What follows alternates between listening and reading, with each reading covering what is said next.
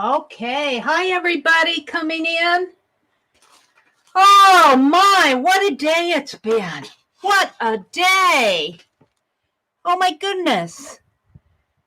Take a deep breath and I want to tell you, since I'm on this webcam, I don't know why my stream is always a little jumpy at the first, but it will settle down after 3 or 4 minutes. So hand movements and everything's kind of jumpy to you. It'll settle down. That's all I can say. I haven't figured out why that's happening. But I am on my webcam. Hi, Arlene. Hi, Lucia. Lucia, I'm so glad that you got, I tell you, I was so worried about you, Lucia. I'm going, Lucia's so quiet, and she's out there in Oregon, and she's going to burn. Oh, no. I was so worried about you, Lucia, and I'm so glad that you are, you're surrounded by it, but glad to see you. Hi, Allie K. I am buffering a little. Is anybody else buffering? It could just be my Wi-Fi. Hi, Allie K. and Lucia and Cheryl and Journey, Sherry Van, Holly. Get a kick out of Holly. She goes, hello, all you fib villains. Not only are we fibbers, we are fib villains. Oh, dear. Hi, Renee, Little Red Wagon. Jersey, there's Jersey Crafter, didn't she? Didn't we have fun in the stream? I'll tell you, Jersey, you are super host. Jersey doesn't miss a cue. And neither does Ann. I got the biggest kick out of Ann, because we were in the background on Messenger and we were talking about the time and everything, and it threw Ann off because she not only was she chatting and streaming, she was reading our Messenger chat. I'm going, you could tell Ann was a school teacher. I just know she was a school teacher. She doesn't miss a thing. I got the biggest kick out of Ann. I love her. But were her stamps fabulous? And I got that birthday cake one. Hi, Lori. Oh, Lori. Yeah, Lori. Your purses were wonderful. And look, I got this bag, I think, for $3 at John. Well, is that the price? No, that's not. That's just trash. I got this bag at Johnny's auction, the junk journal shop, Johnny. And I can see being painted on here, Penelope. I'm going to paint Penelope on here. Let me zoom out a little. I'm zoomed in. Hold it. Let me zoom out. Doot, doot, doot, doot, doot, and then go up a little. Bump. Bump. Come on. Oops. Maybe I have to move my camera. That doesn't look right. Let me move my camera. Let me tip my camera a little. I never can get this straight until I'm online. But anyway, I got this purse at Johnny's auction, and I'm going, it has umpteen million pockets. And I'm going, this would be great to pack up for urban sketching, which I want to get into doing. I do want to get into doing it. But I can see Penelope painted back here, can't you? Yeah. So I had to get out to show you. Let's see what else is. Who else is here am I missing? Let's see. I said hello to, I left off with paintgirlee. Hi, Peggy. Oh, thank you. That hop, I'll tell you, that hop, we just hop when we hop, don't we? I mean, it's from one stream to the next. 5-minute break if you're lucky. Hi, Susan and Gail. Yeah, we had lots of fun today. Hi, Cheryl and Ann. I'm still giggling at you, Ann. I know Ann was a school teacher. She doesn't miss one thing. I love her. Oh, yeah, it really was. Hi, Shelley. And Shelley, she's my rock. She's so calm. Shelley did wonderful transfers, and I think I've only tried was it? No, it was gel medium. I only tried a gel medium transfer once, a long time ago. So I'm going to get out some of that medium gesso, and I don't know what any type of gesso work, I wonder, because all I have is Liquitex Basics. Sharon Lombard. Hi, Sharon and Gail. Let's see. Who am I missing? There's Becky. Becky, another calm one here. Becky, you were not talking fast. You were doing fine. Yeah, I was following you. I was setting up while you were on, but I had my earbuds in and I was following you. You did a really good job, Becky. And Becky joined us kind of late in the game. We kind of had all of our times signed, so I had to squeeze her in, and I squeezed her in kind of late at night for her. So thank you, Becky, for staying awake for us. Oh, and there's Joycey.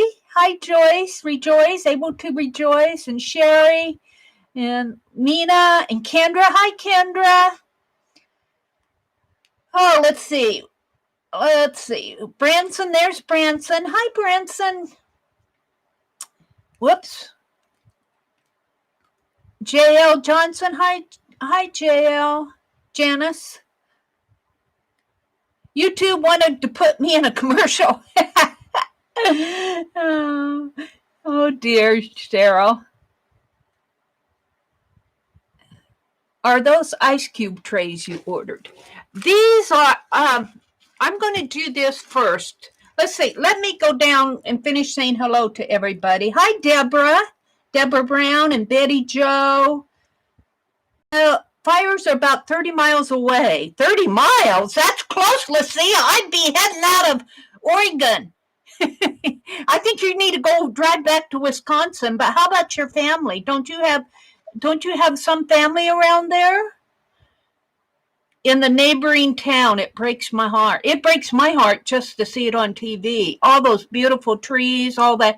But, trees can regrow, but human lives can't. And we want humans, don't we, Laura? We have to have humans for our prompts. Oh, did you have buffer, Cheryl? I'm so sorry. Maybe you can watch a replay because Lori did the cutest purse. You have to go back and watch her, Cheryl. Go back and watch her paint that purse. It's just adorable. Hi, Nashwa. Nashwa is from Egypt. Thank you, Nashwa, for joining us. And Cindy Lee. Cindy Lee is from Australia. And Beth was remarking about how interesting it is that we get, we're blessed to have all this technology all around the world. It just blows my mind.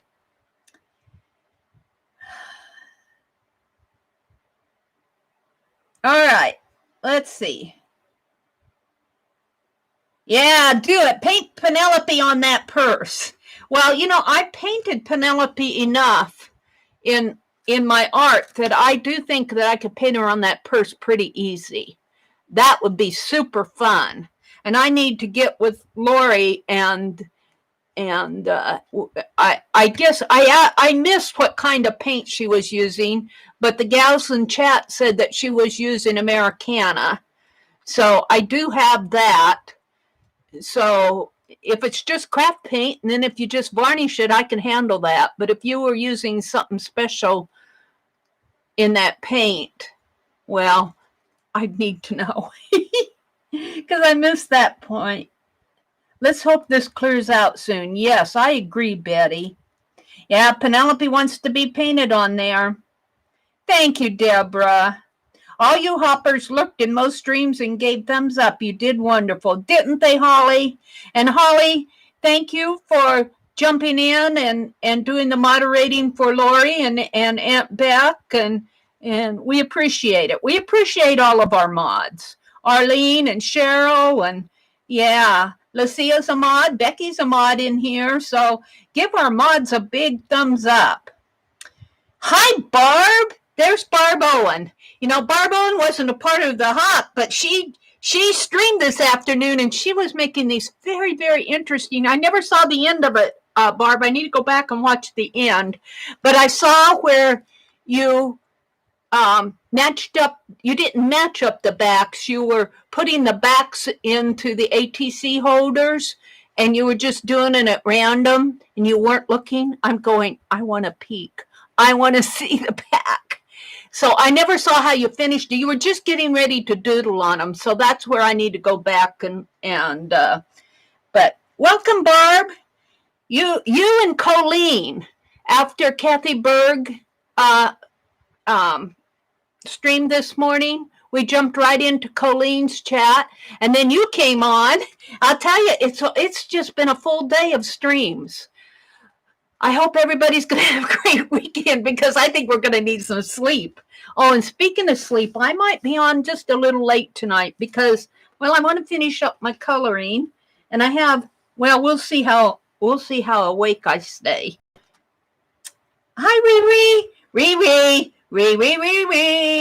Riri, I need your snail mail address. I want to send Riri a thank you, and it's just a photograph, Riri. It's nothing big. And if you don't want it, you can gently throw it in the trash. Riri, I really do want to thank you. Please send me, let me put my email address in here. What I like about being last is I can take all the time I want. I'm not limited to 30 minutes here.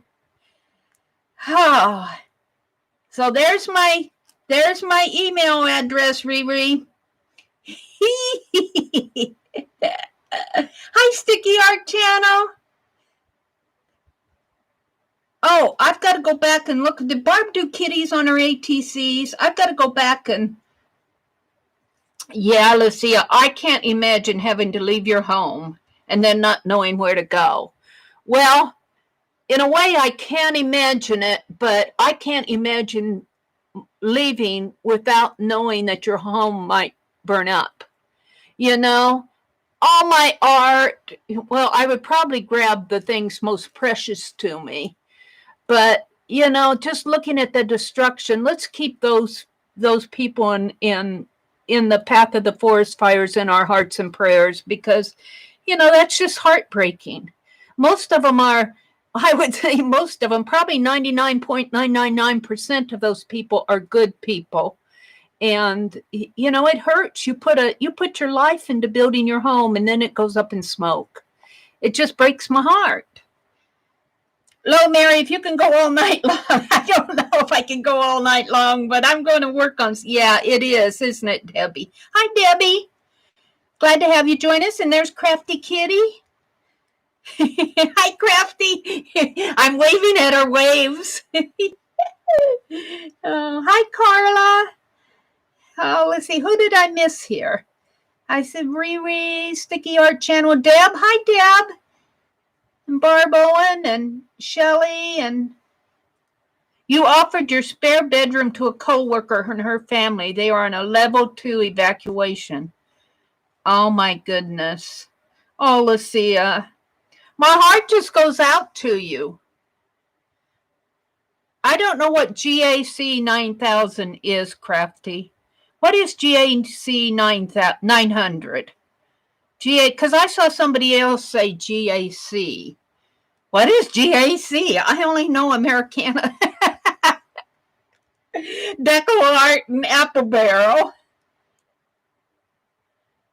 I saw somebody else mention GAC in one of the, it must have been Lori's. Lori just posted her purse in Phibbsville. You did a wonderful, wonderful, look at, I'm lagging. I was waving on there. Oh, well, look, I'm not on live. There I go.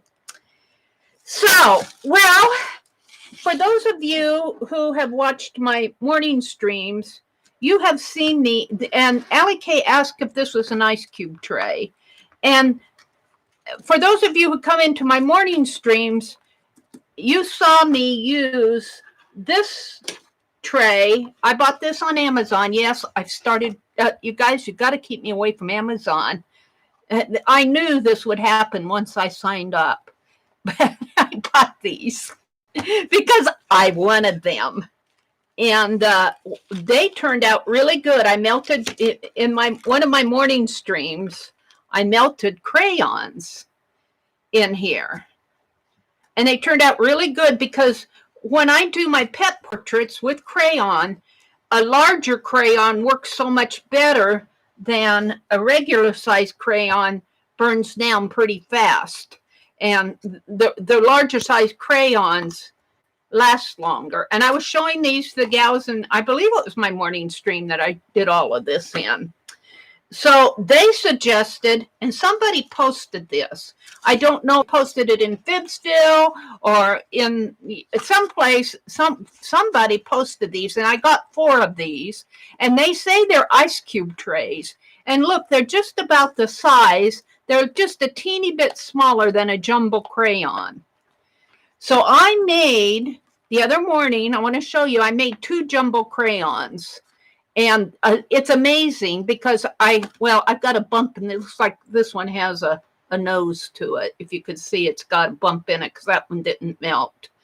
But I got it right in here. And this one took 5 regular size crayons. The blue one did. Now, I also had made a green one, and I only put 4 crayons on it. And I got it out of the tray. I did it over here. And it was a little weaker. And I'm not sure if I would have put in 1 more crayon, if that, of course I can remelt this, but I'll probably just use it like this. But if I might have pulled it out too soon, and it might have been a little weak in the center, because I did all of this during my morning stream. And so I thought that I would entertain you guys by melting a crayon here, just one. And I was thinking I'd do the yellow. Let's see, 1, 2. This is kind of a goldish yellow. And this is a dark gold. And then I have I've got 4 here. I really need, here, I've got 5. So that should be, and I'm only going to do 1 because I want to finish up all my crayon techniques. I tell you, this is kind of a green yellow here, but I'm going to use it because I don't really care. I just want a yellow tone to it. It doesn't have to be a bright. It can be. But what I do is I just break these up, just sort of like that. And I found that it works best if I only do this one at a time. Let me put some of this down. And I'm going to try to follow chat. But while I'm doing this, what I'll do is I've found in my streams, if I get in the middle of doing something like this and I go into the zone, if you see I'm in the zone and I'm not responding to questions or anything, hold your questions till I come out. I'll usually say, let's see what's happening in chat, that type of thing. Just like I'm going to do now. Let's see what's happening in chat. Mina, it's easier to turn someone down than up. Huh. I'm not sure what that means. Hi, Barbillion. Welcome. Oh, am I too loud? I do have a very loud voice. I have a very loud voice. I was taught in speech class to project my voice. So you might have to turn me down a little. Yeah, the new ice cube tray is it's just about the right size for the jumbo crayons.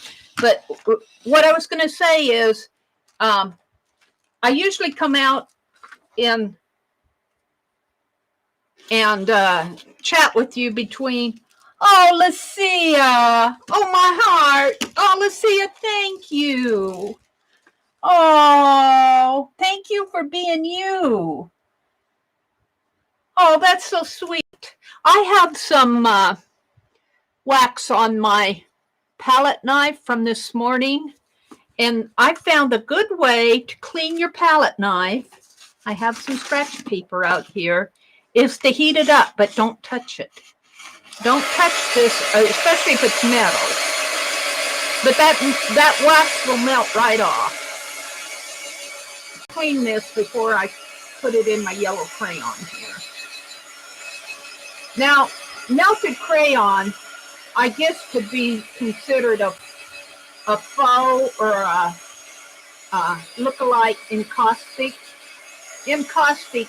I'm no authority on encaustic. If you want to know about encaustic, the people to ask in our community, if you ask me, is Rosemary Morris or Vicky Ross. They both know about encaustic. Now there might be some other fine artists here that I'm missing. Some of you know a lot more than me about it because, well, you know, I learned from you guys. So, but this is really not a true encaustic method.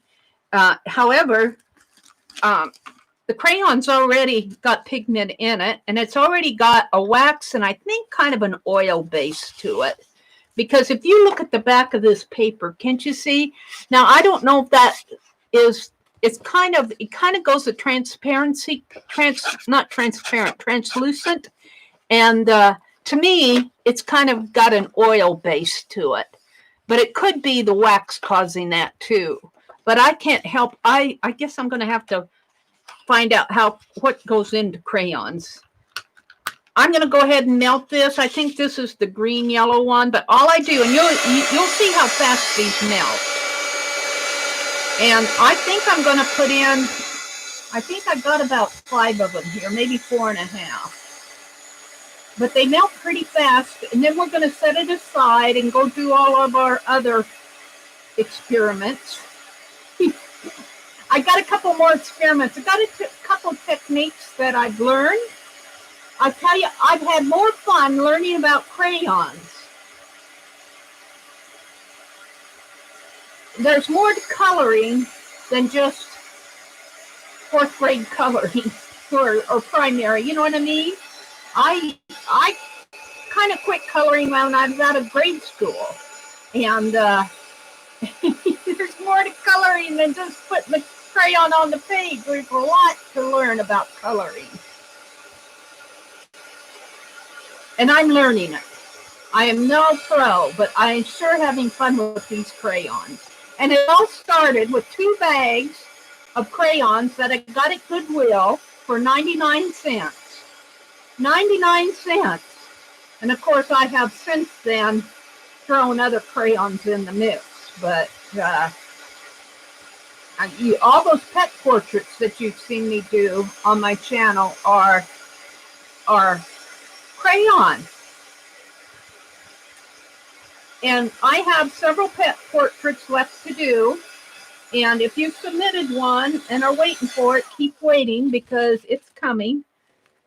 All right, I'm going to break up some more here. That crayon's all melted. See, that didn't really take that long. Some of these, when they get shorter, they get hard to break. So I'm going to put it in like that.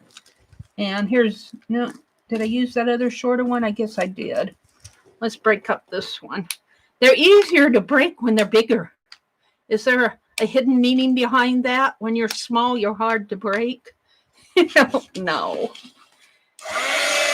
And so let's go ahead and melt this one. And I'm going to let this get as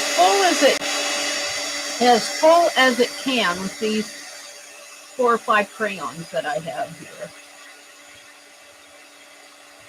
And I just take my palette knife because you'll want to, if you try this, you'll want to make sure that your crayon is all melty. And I like to get down inside of the wax with my palette knife and make sure that it's all melted.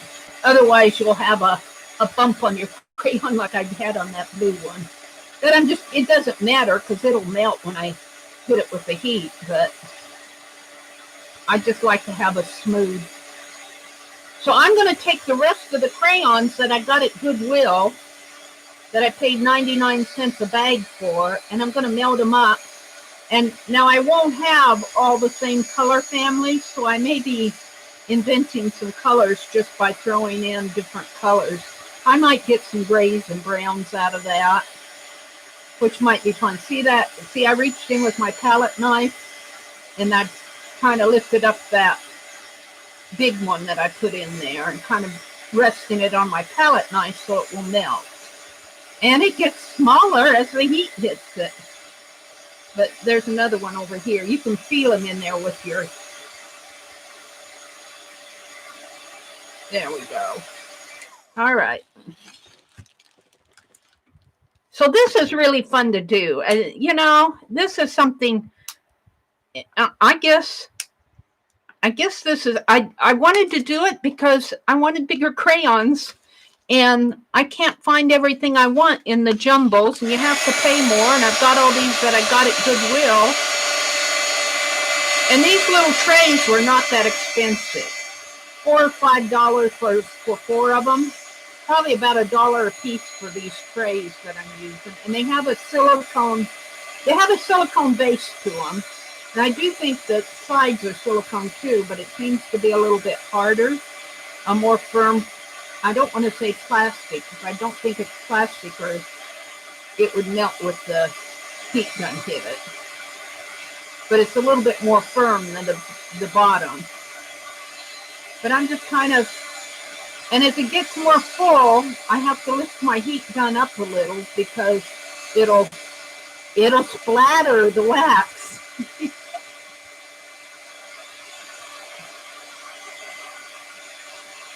See if I can get one more in there.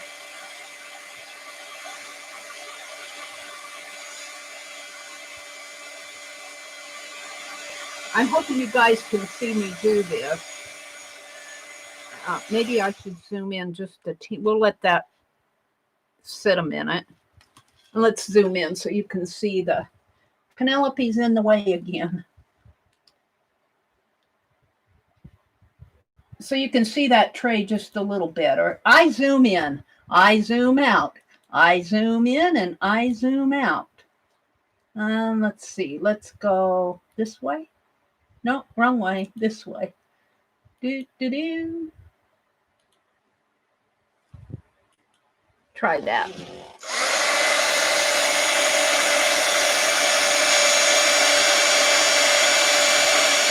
We are melting this guy. Oops. And if you get stuff on the side like this, you can generally scrape it off when it's cooled again. And it just takes a minute. It's fun. It's fun to experiment with things. And speaking of experimenting, I was watching all the streams today, and I'm going, how can I do that with my crayon? How can I do that with my crayon? Can I use my crayon to do that?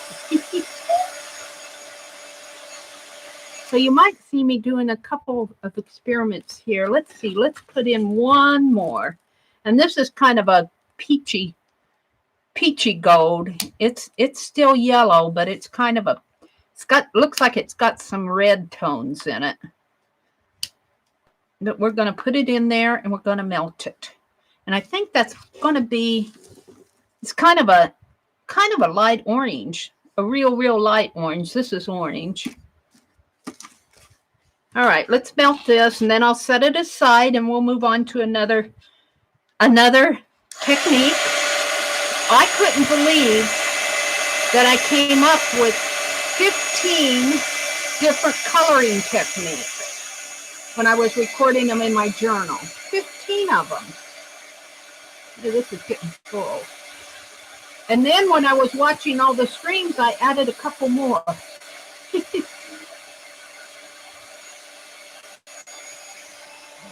I'm keeping my heat gun a little high because this is really full.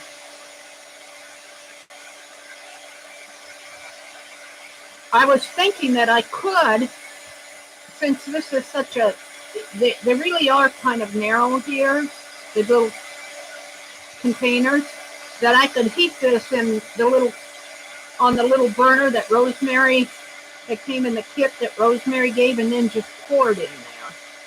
So I might later experiment with that rather than try to heat it right in here. That's a future experiment. The only problem I have with that is I'll have to have something to handle that little tray as it gets. It's really getting full here. I can't get that.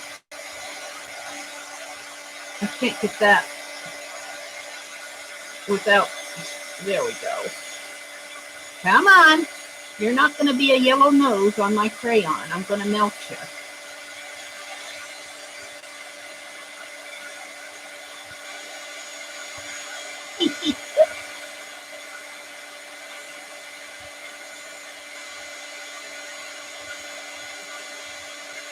And I'm not watching chat while I'm doing this. But if I were Ann Lahr, not only would I be watching chat at this point, I would be doing this. I have to laugh. I'm going, I know Ann was a school teacher. She saw everything that went on. It amazed me. She followed our messages in Messenger because we were chatting in the background about the times. And she was reading that, and she was doing chat. You know, she was reading her screen chat, and she was screaming. I'm going, don't tell me you have no talent, Ann. I know you were a good school teacher. You probably caught everything that was going on. I'll bet your kids didn't get much past you. I'll bet you. I know a good teacher when I see one. All right, I think I got that pretty well. Whoops. See, it's pretty full. But I don't mind that running over there because after that cools off, I can just grate that out and either put it in something else or melt it on a piece of paper or something. So now what we're going to do is we're going to carefully, you'd be surprised how quick that'll cool off. We're just going to set it up above my, oh, and I made the same mistake here that I did the other morning. When I heat this, I have to be sure not to heat it over something that's already waxed or it'll stick to the bottom. All right. Hold the phone. Let me go check this technique off of my list here. My big list, jumbo crayons. Remelt and shape jumbo crayons. So now let me come up to see what's happening in chat. Let me see what you guys are chatting. I'm coming out. Lynn is in Silicon Valley. How is she doing? Does anybody know how Lynn is doing? Hi, Suze. Welcome. Mary, how hot does that table get? Do you have to fully melt as long as the top is level? I have several layers of desktop on this. And not only that, I had this paper on it. So as far as the desk being level, I wouldn't say that it's the most level because sometimes I have things, it depends on how I have this. I have a foam piece, a foam paper, a foam board on underneath this. I like to have those when I do my stamping because it gives a little bit more give. It's not a thick foam, it's just the one little thin foam. But sometimes that either kind of warps or it slants down. But this is pretty level in here. I splattered it. The problem with this, with these more narrow crayon cube trays here, is that as it gets too full, if I'm not careful, I'll overflow it to the other side. It's more narrow than I'm used to. The crayon level in the mold with the jelly bean on her head. I'm not following you guys. Mina says, I'm kind of fond of Mary's owl. Oh, yeah, this little owl. I did this little owl when I was doing the Dirty Dozen. We did a Dirty Dozen the other day. I don't want to push my tray up any further. Let me move my camera just a little more. This little owl was a cardboard stamp. And Lahr.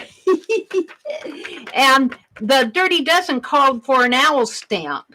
And so I just took a piece of cardboard and cut an owl out of it and tore off the corrugation thinking that it would, show the corrugation on my stamp. Well, it didn't because I had other layers on my desktop. I was doing my desktop. That's the one with the foxes that Shelley was talking about. Because I had all this other texture on there, these did not show up that well. So I stamped the back side. But I like this side so much with the corrugation. Like this is corrugated here too. You can kind of see it. But what I laugh about with this owl, is this area right in here. Because I got the 2 feet there. But this looks like he's got on pants that might be sliding down his legs, or maybe a little skirt or something. It should be the tail. This should be the tail here, and these should really be claws in here. But I laugh at that owl because, this part here, I know what it is, but it looks like he's got, it looks like he's almost a referee, doesn't it? Doesn't he look like a referee at a basketball game? And maybe he's got long pants on or something. Like, hoot. That was fun to do. That Dirty Dozen, that Dirty Dozen is in here somewhere. Is it right here? No. What did I do with the Dirty Dozen for that? Oh, I must have put it back a little. Oh, I put it back with the prompts. Where did it go? I have a page of prompts. Well, when I want to show it to you, it isn't going to show up. Here. This whole desktop was, there was a prompt called a fox. And these silly foxes, Shelly's still in here. Shelly was going, Meri, don't touch the foxes. I didn't hear her say that. I guess she was watching the replay. But see, here's my little owl here. And he was a silhouette when I turned him over and stamped his backside. So I went over it with a fine line paint applicator, and I added some copper in there and put his eyes in there. So there was splatter. But the fox, I think what bothers me about this fox are the eyes. They look, I was telling my brother, animal eyes are not human eyes. And these eyes look almost human, So I need to look at foxes a little bit more. But I was looking at a cartoon when I sketched this for the reference photo out of Pixabay was a cartoon. So, but the prompt itself was a fox face. If I could get rid of the eyes, there, just ignore the eyes, this fox wouldn't be half bad. I laugh at him every time. And then when you get a whole page of foxes, you're going, look at all those silly foxes. But that was fun. And this is a sketch that I'm doing for Lala Gamma. This is her dog. And then over here, I'm doing one of Norma's cats, except this is not Norma's cat. Norma's cat is much prettier than this. I got the eyes too dark here around their eyes, so I was practicing her eyes up here. So, and of course now, because I'm just concentrated on the eyes, they look kind of mean. That cat is looking at a mouse. I just know it. But her cat is really a beautiful cat. So I have to practice. I'm not an animal portrait painter. I have to paint these several times. And then after I do 2 or 3 times, all of a sudden while I'm working, their personality jumps out at me. Let's see. I have Lori's blaze in here, which really didn't turn out too bad. Let's find Lori's blaze. Where in the blazes did Blaze go off to? I was having trouble finding him the other morning. I've got one in here that I was practicing on. You guys have probably, if you follow me, you've probably seen him 100 times because, well, this is what I do. I thumb through. What did I do with him? There he is. So, but here again, when you look at this is all done with crayon, except for some of the white. My white crayon kind of gets thin and juicy and kind of transparent. So when I want a vibrant white, I use the whiteout pen. I really like these whiteout pens. But other than the black marker, sometimes I'll put black marker to detail things and whiteout to pop out the white. But I'm still looking for my other Blaze. He's here. I'm working on straightening things out so I can bring in my other cart so I can move some of my little things onto I got a new stand. And then I can use this project cart for a true project cart. And then Blaze will pop out at me. But yeah, I think Blaze kind of turned out good. But I usually have to do the pet portraits 2 or 3 times. But I did a lot of scraping on this. You know, I showed that technique this morning where I'll melt my crayon and then I'll just take the palette knife and I'll scrape up off the waxy part or most of the wax, and then I'll wipe my palette knife off on a piece of scratch paper. But there's that. Well, let's go back and let's see. Let's go to another technique here. What was I going to do next? Don't want to check it off with this. Where's my pen?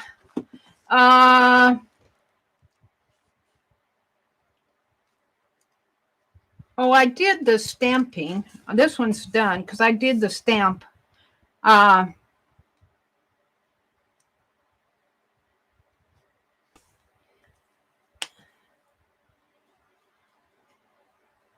Let's experiment because I want to do one of my experiments before I get too far away from everything.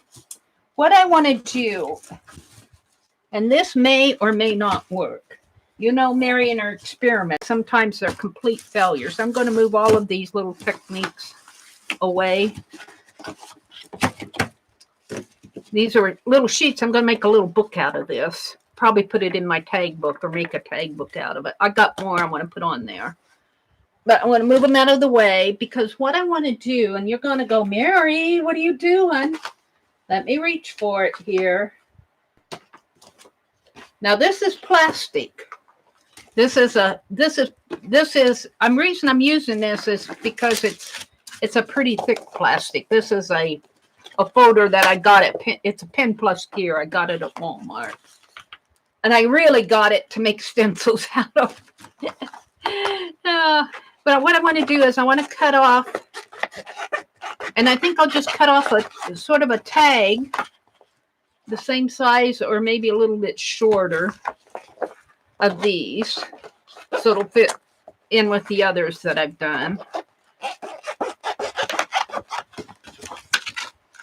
Now I'm not going to put the heat to this, so you can relax about that because I am smart enough not to heat gun that. But what I want to do is see what will happen. And let's try this sheet of paper. What I want to try to do here, and I'm going to call this a faux stained glass. And let's start with, oh, I guess I better put these finger protectors on. Deborah gave me some finger protectors. Bless her heart. Deborah Brown, thank you for the finger protectors. They do help a lot. And she sent me 3 pair, and I'm still using the first pair. Bless your heart, Deborah. What I want to do is I want to melt my crayon here. And then while it's still hot, I'm going to get it nice and juicy. And while it's still hot, I'm going to scrape it on here. And I think I can scrape it thin enough that it won't melt this, but still kind of give me a... And the stained glass effect will not... Well, I might try to make a flower in here. Let's try a flower. Let's try a red flower. But I'll have a lot of wax on this. So let's see if my thought process is going to work. This will get nice and juicy. I want this nice and juicy. Oh, this isn't orange. No, that's red. It's hard to tell sometimes.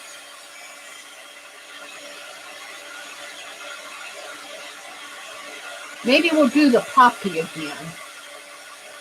So I'm going to keep my heat gun on that while it's nice and hot. I should have taped this other one down. I'm just going to scrape some of this up. And this is where I need more than one hand. See, and I just want to transfer it over. Let's kind of tape that down a little because it's floating around for me. And this is just play. This is how you discover things. It's just play. You know, be a kid again with your crayons. I need more crayon. I'll probably have a nice something or other there. Let's kind of take this down too because it was floating away on me.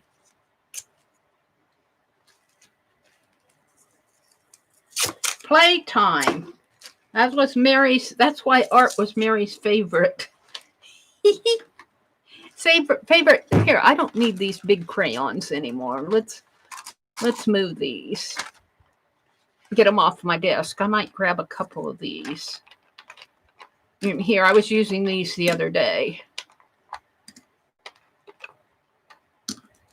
Oh, there's a pen in there. Well, I'll get that later. Where am I going to put it? On the floor. I don't know. I put it somewhere. What fell? Oh, that's okay. We'll go to that later. Okay, let's get the wax paper out of the way. All right. I think I can continue on here. So see that? Well, I can't lift it up now because I taped it down. But what I want to do is transfer some of the wax. You know how when I'm scraping off and I scrape it off here on my scrap paper? Well, I want the scrap paper and I want to get the wax off my scrap paper and transfer it over here and see if I can't achieve sort of a stained glass effect. So let's go back to that red again.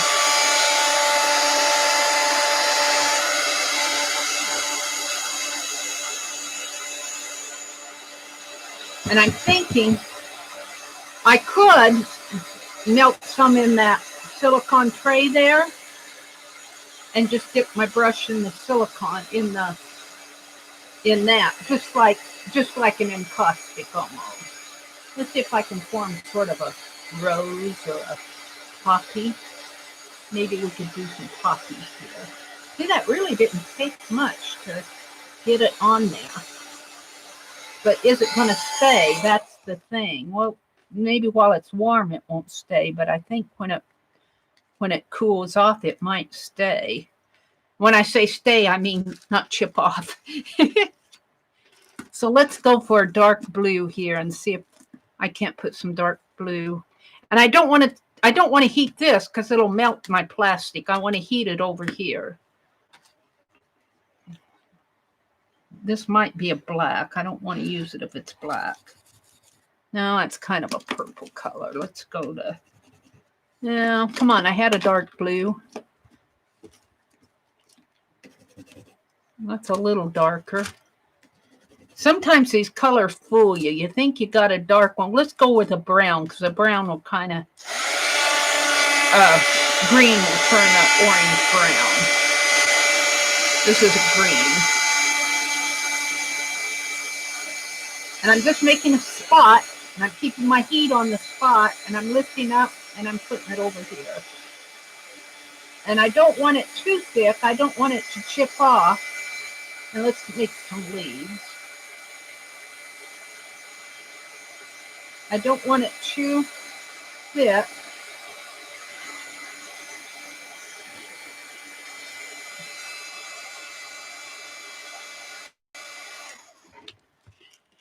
So I don't want it to chip off either.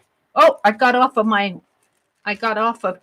that leaf over on the wax paper there. It might, my experiment might not work because I think I can scrape it off. But you have to work at scraping it off. If you didn't work at it, if you'd leave it alone, Mary, you'd be fine. Let's try some more green actually on the wax, the transparency rather than, I got off base there. Let's try a lighter green here.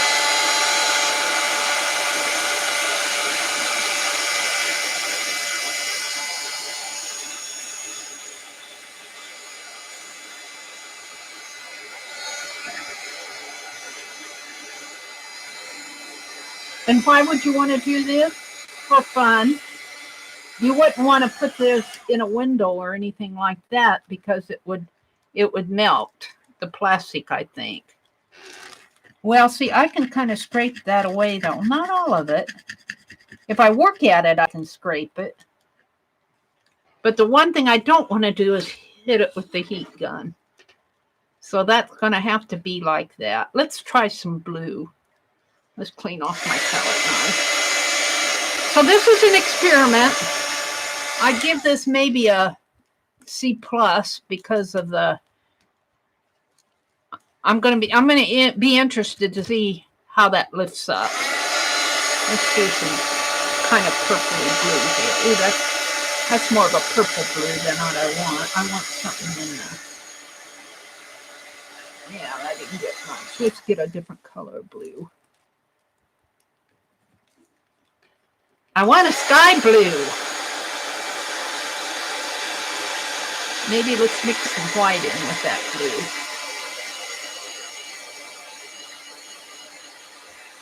Now, keep it going there, Mary. And I guess by the time you did the whole thing, it'd probably take me all night to do the whole thing. I should have probably chosen a smaller piece of print of the base, the transparent. I'm just going to put in some glass. It looks kind of messy, but that's what you do when you don't want to burn the paper either. Keep your heat gun at a decent spot away.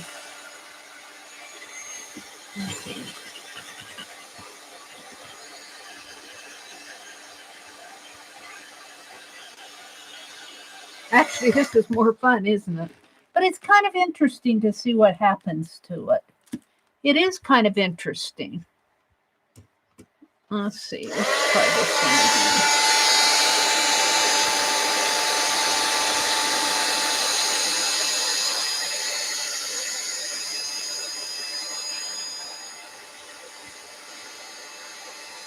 You have to work kind of fast. You have to work fast at it because it cools off pretty fast there, especially when it's thicker.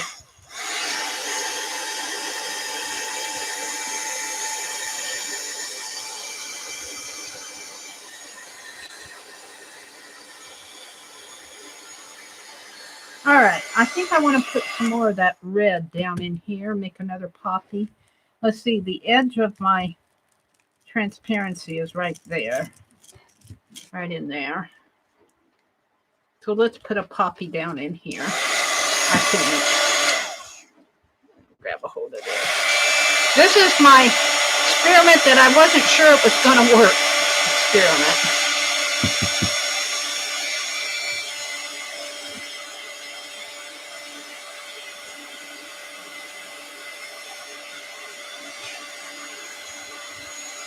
Cools off pretty fast over there. I'll have to say that for it. I mixed it with that green that got dark in there.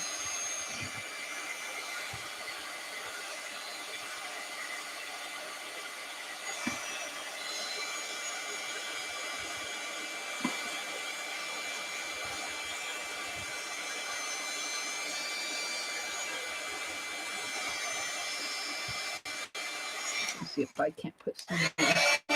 Just clean off my palette.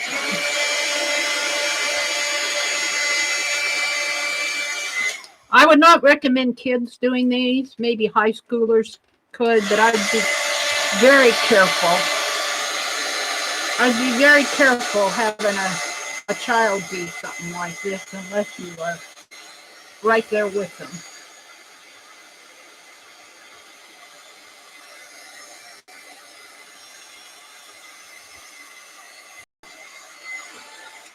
Oh, let's add some. Let's see if I can't add a lighter orange to what that'll do. I'm covering my page to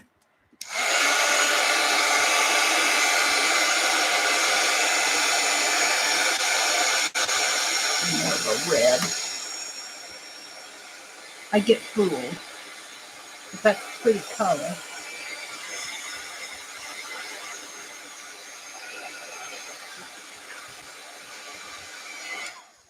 All right, let's go back to the light green. I'm in the zone. I'm not watching chat.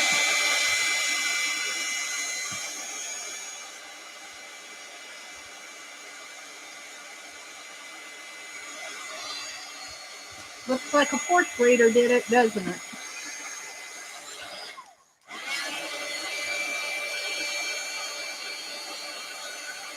Now, I think that the true encaustic artists have a plate that they can work off of. that they don't have to hit it with the heat gun. They melt it on a plate, like a hot plate almost. And so they don't have to, you know, once they melt their crayon, it stays hot and melted, and then they can just dip their brush or whatever they're using. I'm using a palette knife. But if they're painting with encaustic, they can just dip their brush right in there. And I kind of like this in its own way. Got a little bit there. All right, let's see what happens. Let's take this up.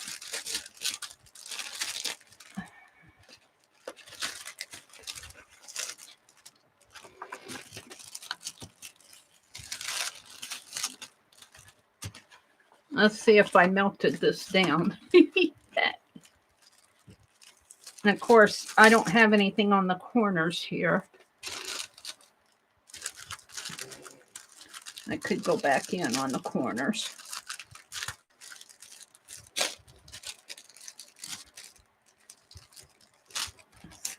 I think I will hit it with some green and maybe a, you know, let's hit it with green.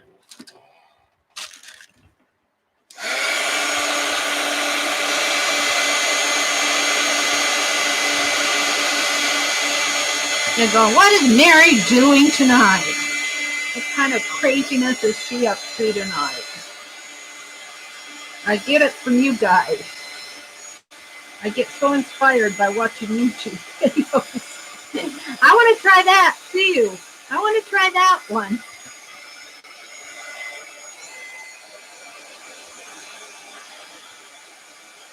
And this would have to be something that, you know, I would probably put in an art journal and away from everything. A finished art journal, maybe. I wouldn't set this in my window at all. But it's kind of fun. Let's see how transparent. I don't know if you guys can see that. Well, you can see behind. You can kind of see my hand behind it, can't you?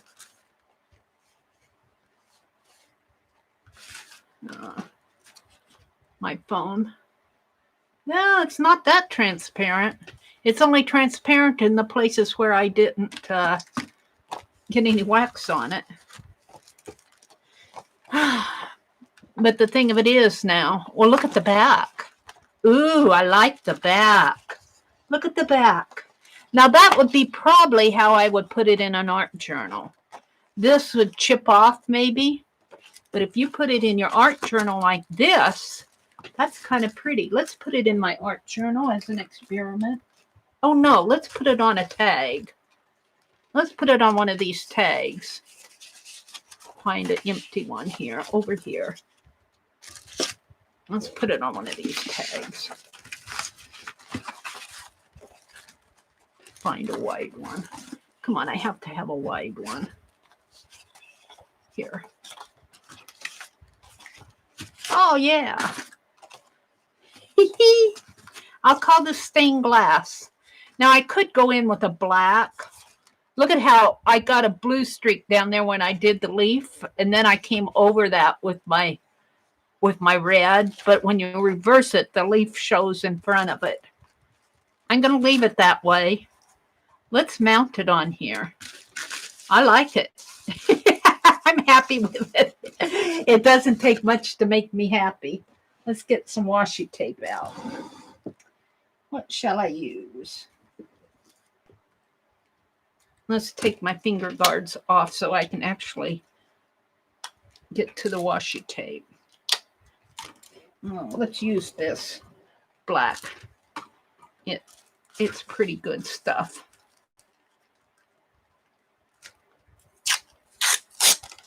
Let's just tape it here. Kind of bend her over a little. And then tape it over here. I'm happy with it. It doesn't take much to make Meri happy. And I suppose it could still chip on the inside there.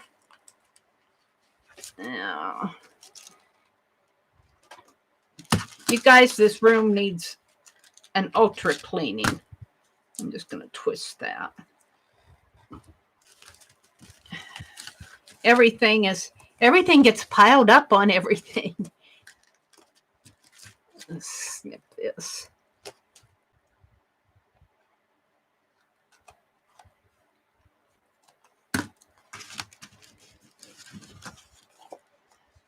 Now, I'm not going to take the sides. I'm just going to leave the sides. There. This is my stained glass experiment. I should say, how am I going to say that? Because I didn't melt it on the wax on the piece. I'm going to, well, let's see. Let's just say stained glass experiment. Faux, F-A-U-X, faux stained glass. Melted crayon. Painted on with palette knife. Fast. But this is the thing. I have an idea of what will work and what doesn't. So if I enjoy this so much and I want to do something more with this technique, I can look for a hot plate. I can look for some little containers like Rosemary has and melt my crayons in the little container and just leave that crayon in the container like I do like these. You know, I could actually melt my crayon in that pink one, that pink square one, and just leave it in there and then remelt it when I want to paint. So, you know, this isn't anything that's beautiful art. It's learning what works with what. I don't think I would leave it face up. I'm putting face down here. Face up, it's going to chip off. And it could probably still chip off some and fall out the edges here. And even if this got hot enough to melt the crayon, but not the plastic, and, you know, just say it was a warm heat or something, but it didn't melt the crayon. But I mean, the plastic, it didn't burn the plastic, but it got the crayon on the underneath warm. And even if it stuck on to what's underneath, it wouldn't matter. So I'm happy with that. I'm going to call that, I'm going to move it up from what did I say, a C+ to a B+, maybe even an A- if I'm going to have to grade my art. We'll give myself an A- on that one because it isn't really beautiful art. That's otherwise, if it was beautiful art, I'd give myself an A+. But I suppose you could do something like this on glass. You'd have to be careful getting the glass hot. You could try with different transparent stuff. I like this report cover. All right, let's see what you guys are saying. I'm going to plug my phone back in so I don't lose juice. Otherwise, you guys, I won't be able to read the comments. I'm coming out. Baby food jars would be good to store the melted crayon. Then when we want to use it, just heat it with the gun inside the. Well, that's a good idea. Except I don't have any baby food jars. Tuna cans. Rosemary has these cute little cans. I don't have her encaustic kit out, but she's got these cute little cans that have a lid on them. And I keep going to Amazon to see if I can find them. And then I get sidetracked by looking for other things. Janice says, this from someone who hates grades for art. Yes, true, Janice, that you have my number there. I do not think grading in art is a good thing. And that's probably what got me in trouble with my college professors when I was student teaching, because they had to grade. I mean, you know, I understand that they had to grade. That was the system. But Meri didn't like the system because art is expression. You know, art is expression. And your art may not be, well, let's just say, I'm not a Da Vinci. I'm not a Meri Cassette. I'm not a, you know, heck, I'm not even a Dee Dee Willingham. She's far above me. But the thing of it is, it's my expression. It's your expression. And to put a grade on what you're trying to express just doesn't seem right to me. And not only that, if a teacher comes along and goes, oh, that's horrible, and gives you a C minus, you killed that inspiration that student had. I had a friend when I was doing needle art, and I also had someone who was coming to one of our chats like we have now, only it was needle art, and she liked to design, and her designs were not the same as what you would see as if you were looking at a professional designer who had all sorts of experience, but she was expressing her art in that design. And my friend said, don't encourage her. Don't encourage her was how she said it.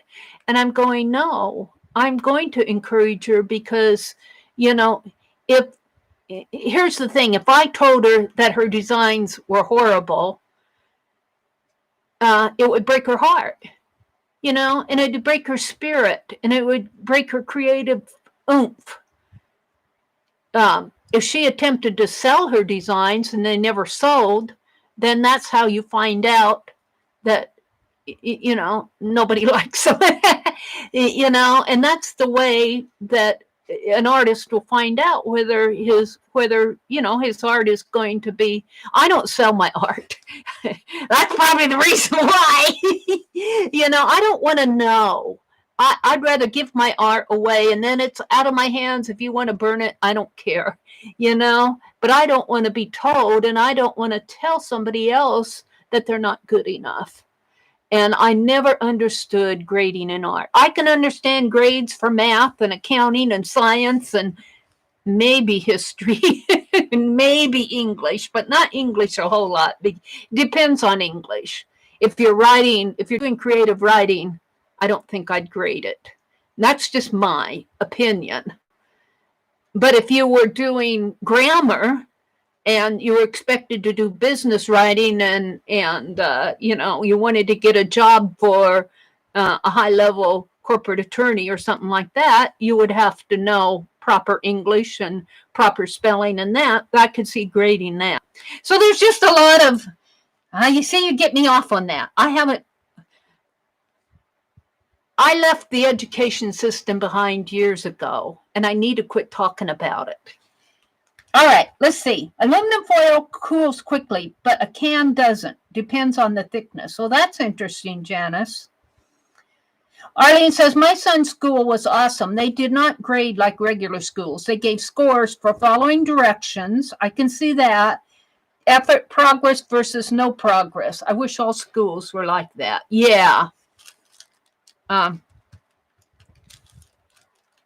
think schools have come a long way.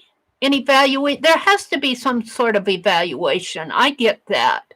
But I hate letter grades, and I hate grading on the curve. I've seen so much cheating, I've seen, kids, college kids, when I went to school, wanted to do well on their tests, and the ones that didn't cheat stayed up hours and hours getting mononucleosis, cramming for a test, That's no way to go to school. Yeah, it just, well, all right. Let's go back to art, Mary. Crafty Kitty says, I don't think the glass would heat up that fast just to warm the crayon. That's interesting, Crafty. I'm going to try that sometime. I'm not going to try it tonight, but I do have some old picture frames around here. And you would probably want a thicker glass. You probably wouldn't want anything that's really thin, so I'd have to be careful what I found. Let's see. Janice, understood, but glass is not porous. Okay, teach, Janice says. And Laura says, well, I am the teacher, and I give it an A+. I love you, Ann. And I know you're the teacher. I figured that out in your stream, you eagle-eyed teacher, you. I laughed at you so hard, Ann, because you were, I go, I'll bet you those kids in Ann's class if they got away with something, they had to work hard at it. Oh, I got to flip my phone here. Let's see. Where else are we at here? We're talking about the A+. Riri, I don't care for most sweets, but I love the cookies and muffins that I make. Oh, I made zucchini bread today. It was so funny. I told my brother usually does the cooking of the supper here. He likes to cook, so I let him do it. I eat it. But I told him, I said, now I'm going to be on for 15 minutes. He likes to have supper right at 6 o'clock. That's just him. And I said, now I'm going to be on for 15 minutes. And that's all. And I said, go ahead and cook the supper, and you can have it at 6 o'clock. Just leave mine in the skillet, and when I'm done, I'll come out and eat.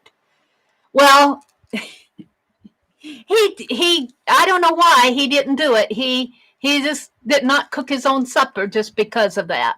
And I'm going, I saw him afterwards. I was sitting in the chair, and I saw him carry a plate into the living room. And I go, did you cook supper? And he said, no. I said, well, what's on that plate over there? He said, that's 2 pieces of zucchini bread. I baked 2 loaves of zucchini bread. He kind of hinted that yesterday that he wanted zucchini bread. He likes it. And I was like, I got to go try some of that zucchini bread before he eats it all. It was pretty good. So, I don't know if I could probably get him to eat muffins if I made blueberry. He likes blueberry, but he sure liked that zucchini bread. Mina says she can't stand liver. Branson says beautiful. Oh, Crafty says, Renee, the same thing with carrots. My mom said my oldest brother ate a lot of carrot baby food and his skin had an orange hue. Oh. Renee says, I mean, too much of the beta carotene from sweet potatoes can turn your skin oranges. Oh, that's interesting. So I love sweet potatoes, but we don't eat that many. There's Becky. She's laughing at something. That red looks like a poppy, Sharon. So what was Becky laughing at? And Beck, if I told my children no more broccoli, they would start bawling and begging. They love broccoli. Well, Arlene, you're the lucky one there. What is Aunt Beck laughing at? Type slower, please. I can't read that fast. I even said, that's it. No more broccoli for you. Wait a minute. Aunt Beck says, whew, I thought I fed Scott too much broccoli today. It was just a zipper on his bag, and it was saying, good God, what did I feed you? And he was roaring as he was just zipping up his bag. Everybody wants a flip through of your journal? Oh, well, that surprises me because I usually run through that journal 100 times when I'm hunting for stuff. Let me get it out here. I'll do a flip through. This is not the only journal that I've done this year, but let me zoom out one. It's getting fat. I'm going to break the spine. Let me zoom out. I'm going to break the spine and expand it, but not until I filled all the pages. And Anne Lahr, bless her heart, Anne Lahr sent me some gaffer tape. Gaffer tape is used in, when I zoom out too much, that thing won't work. Let's turn my camera. Uh-oh. I don't want my camera to fall off the clamp. You guys might fall. All right. We're going to do a flip of my art journal. This is where I'm going to put, Norma gave me a beautiful piece of art, and I took it out until I'm done playing in my journal. But I'm going to put one of Norma. When she sent me that birthday box, she sent me 2 beautiful pieces of art. I'm going to put one here, and this will document it. This starts with page 15 because I got this book at a thrift store. So that's page 15, and that's page 16. I left that blank to document when I get all done. So I started out on April 1st just journaling. And then I was sitting in the car at the post office. This is the post office here. And I just did a quick sketch. And that's our library and the flag and the post office box. And I was going to do acrylic April with paint pens, but my paint pens were all dried up. I barely got my daffodils on this page, so I threw them away. I did daffodil there, but it's very, my paint pens were dry, and I was just journaling here. I think this is one of the last ones I did. It was supposed to be fire. And there's more journaling. Here I was planning, I pulled this out of the Menards ad because I want to get some mulch for that corner out there. I never did get it. They were selling it for $3 a bag. And it says it covers approximately 12 square feet at a depth of 2 inches. And I'll bet you that corner is not more than 12 by 12. 12 square feet would be 3 by 3. So I'd probably have to have 5 or 6 bags. But I'd have to allow for my plants too. But I put it in there to remind me to buy it, and then I never bought it. And here's where we went. I went with my brother because I don't like him to go fishing by himself. He lost his fishing buddy. His fishing buddy moved to Arizona. And I don't want him to go by itself anymore. Too much can happen. And he told me once, he said when he was fishing with his buddy, see, he's sitting out here on the pier, the wharf, whatever you call that thing. And he said he was fishing with his fishing buddy once and he fell in. And, well, my brother was in the Navy. He knows how to swim. But he said it surprised him, and he was flailing around, and he started swimming the wrong way. He said he was swimming the wrong way. I wouldn't want him to be alone and something like that happened to him. I couldn't live with myself if that happened. And this was just a tree, and this was wipe off page, and I put a speed limit sign there just because I had it. And this is the lake where we were at. And that was just it's a recreational area. It's really much nicer than this. They actually have there's nice trees around here. They got a park area in there with the where they can have their, it's a covered, what do they call it, where they can sit and have their picnic areas. Campers will go there and camp out. Really kind of popular in Nebraska. In March, we could still go. As long as we social distance, we could still go to lakes like this because there's nobody around. As long as you kept a half block away from somebody, it's not going to hurt anybody. So there were quite a few campers out there. And this is all when my sister-in-law passed away. I journaled about that. And that's a card from Sue's. And that was just a sketch. And this one I laugh about all the time. And Lahr reminded me to sketch this little guy. This was when the COVID was in full force and all the toilet paper was flying off the shelves. And one day there was a knock at my door, and a little guy standing there holding toilet paper, and he says, "Do you need any?" He was selling toilet paper. He probably robbed his mom's stash of toilet paper, was going around the neighborhood selling it. I said, "No, we're fine. We don't need any." But I sketched it. See his little wagon full of toilet paper there, and he's holding rolls of it in his hand, hoping to make a quick buck, I think. And that's just a sketch of a girl. I'm not too proud of that, but there she is. Now, these I'm proud of. This is where I started sketching dogs from one of those fan books. Dee Dee sent me that Egyptian fan, F-A-N book. They spread out like that. Well, I had a dog one that I got at the thrift store, so I started sketching dogs. Done a lot of dog sketches. I was having fun doing this. And then one day, there's some more dogs. Joyce Boring said, "Mary, would you sketch my dog for me?" And I said, "Sure, send it." So this is Tina's dog. And here again, I have to practice. I think the one I sent to Tina actually looks better than this. I practice in my journal, as long as I can practice in my journal before I do the final one. And look, this is a little poem by Cheryl Johnson. "I do what I want. There's nobody else but me. And even if I shared my space with a little bee, I want them to let me be." Cheryl Johnson. She drops these little poems in my streams, and I just love it. I was writing them in my journal, and then I made a little book that I started writing them down in. But in here, here's something I saw in our paper. Sometimes I'll see things in our daily paper that will interest me. This was a column that said, what good thing made you happy today? And I started recording things on May the 10th. Afternoon naps on Mother's Day. 5:13 was early mornings with Mary was my stream, made me happy. On 9/3, it was homemade quiche.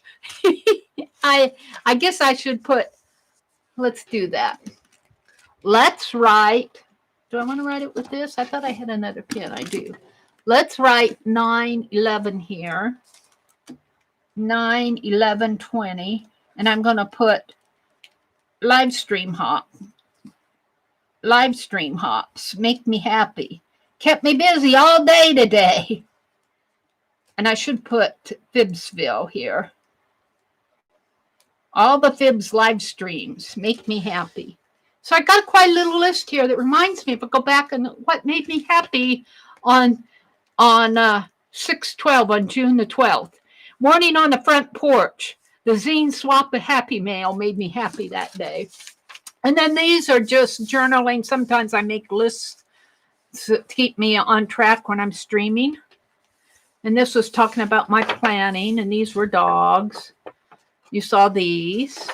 There's Tina's dog, practicing Tina's dog. Tinker was the name of Tina's dog. And here's Susan's dog, Susan Hill's dog, Belle. And these were more fan book ones. I was just getting into those pet portraits. This photograph, Sharon Lombard sent me this photograph, and I started sketching it over here. Not too proud of this one. This one's okay, but when you sketch a little face, I mean, his face has to be not even a 1/2 inch wide by 3/4 inch long. And to expand it this big, I don't know, takes some things. And here, this could relate to what we're doing tonight. This is an experiment I did. Laura, the Jersey crafter, inspired this. She said, what would happen if you melted crayon with embossing powder? So that's what I did here. And I was actually going to do that tonight with some black on, like yellow or white, and emboss it with white or yellow crayon. We're going to do that yet tonight. So that's what the silvery is here. I don't know if you guys are there. You can kind of see it. That's embossing powder. That's on there good. That won't. Well, then I said, well, what would happen if I used glitter? Well, let me tell you, the glitter, which is down here, does not stick as well. It's not a fine glitter either. It's more of a chunky glitter. So that may have something to do with it. Embossing powder, I was happy with the embossing powder. These were some fussy cuts from fabric, swimsuit gals. That was David Textiles. We were talking about that map fabric that Fran was looking for, that I did my journal cover off of, was done by David Textiles. And Suze and I were looking all over for these swimsuits, because I said I got them at Walmart. And sure enough, we found them on Amazon, pointing to Walmart, I think. And there they are. I did 2 fussy cuts. More string lists. This is Arlene's dog, Piper. And again, I think the one I sent to her looks a lot better than the one here. I'm not unhappy with this one. It's a dog, but it's not Piper. It looks sort of like Piper. So, but usually if I practice it, then I kind of get the expression, but I think it got his eyes too big here.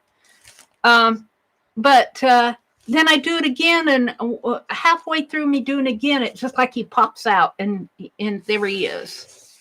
And this is where I first started. On this one was where I first started melting crayons.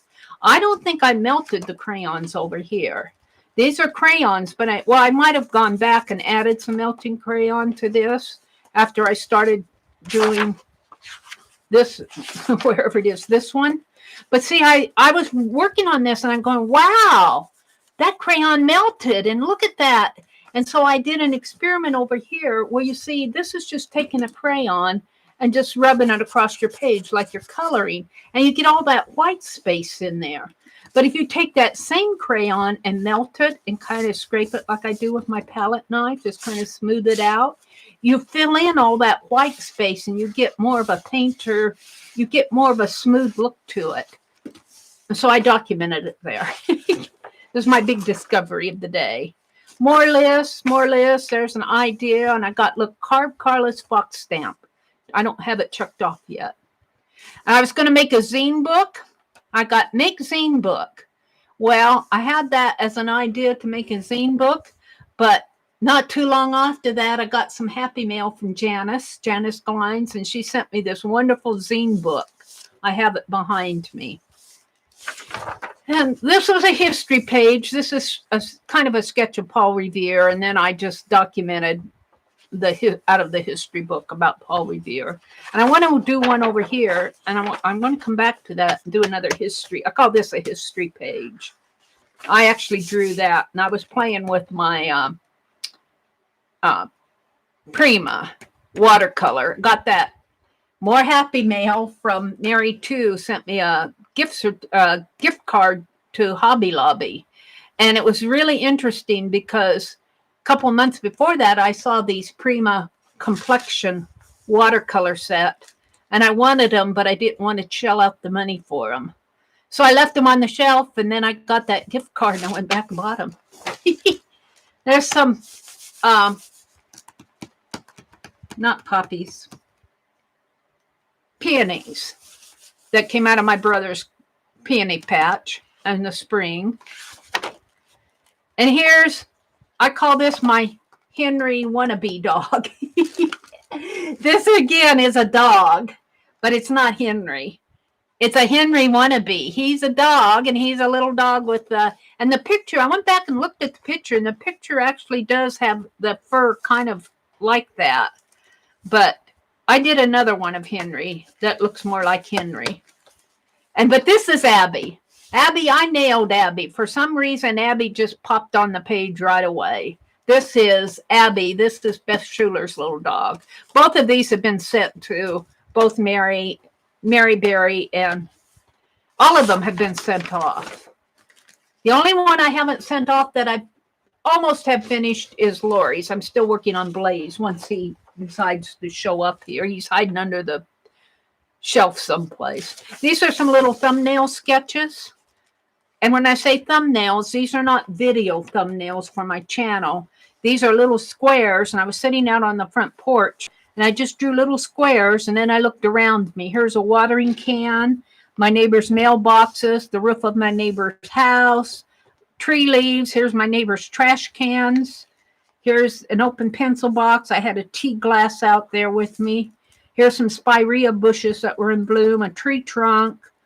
I'm not sure you can see all of these, but I just sketched as much as I could see and filled in all these little boxes. Just real quick little pencil sketches, not trying to be artistic about it, just getting it down. And it reminds me, even now, this was sketched on May the 20th. It just reminds me of sitting out there on the front porch and looking around. And so I had so much fun doing that. I did the same thing at my desk here. I did this one morning, I think, in a morning stream. Here's that unpainted Matryoshka doll, my coffee cup, my finer liner that I put glue in that I regretted.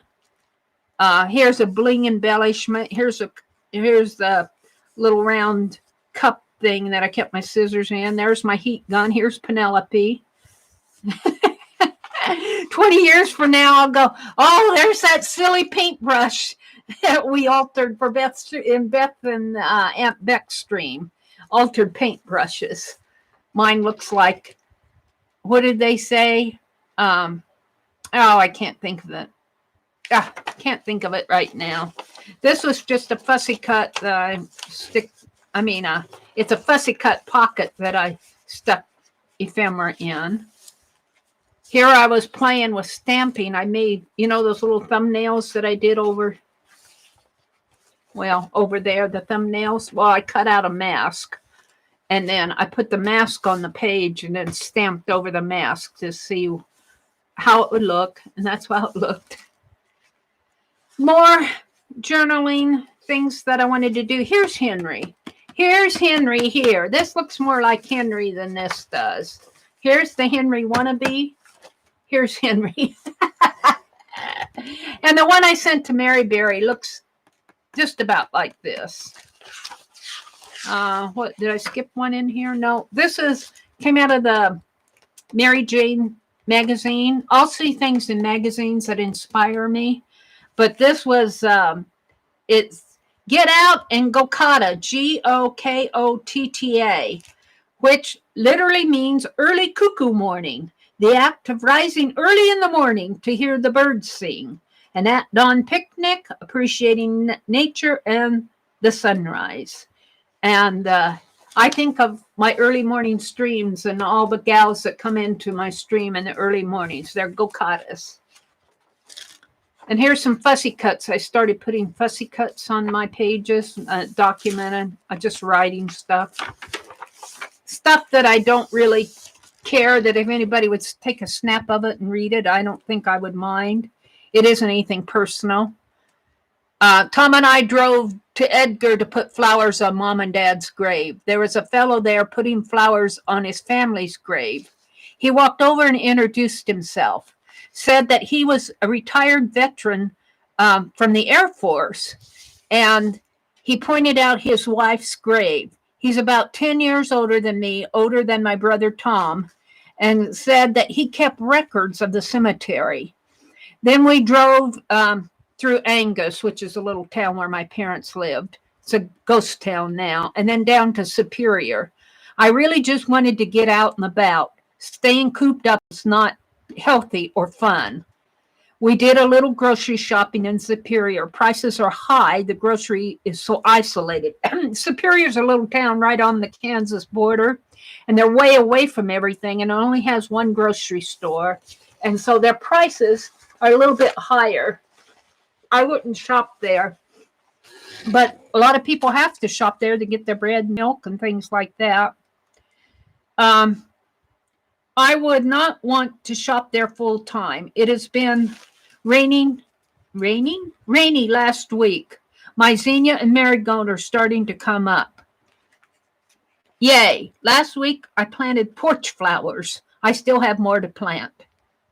Sunday I cut the iris out by the shed. Made a bouquet. Oh, I cut the blooms off of the iris plant and made a bouquet. And made a list of things to do in my stream tonight. So I just write those kind of things. Here's a list that we did in our Friday night streams. These gals on my Friday night streams, let me tell you, they are listers. We have so much fun doing these lists. This was, you were made to be free. What does it mean to you to be free? Develop your own style. Free to create my art, free to start over, free to learn new things. I'm just pulling some out. Free to hoard art supplies, free to garden, free to tell your own story, free to try new things, free to want friendship, free to pick your friends, free not to have pain or illness, free to create your own legacy. And then when I do a dirty dozen or a pick 8, I like to keep the prompts when I write them down, and I just make a pocket. Here was, I made a clothesline zine, and this is the release paper. I did those little fabric washi, and this is the release paper. I put fabric washi, I put carpet tape on the fabric and then drew the little clothes, and then I cut them out. And this is the release paper, so I glued them in there and made a clothesline. This is a daffodil stamp, more journaling. This is where I started practicing Cheryl's yin yang cat. I wasn't happy with that cat's eyes either. See, I sketched them better up there. Cat's eyes. I'm going to have to work on my cat's eyes.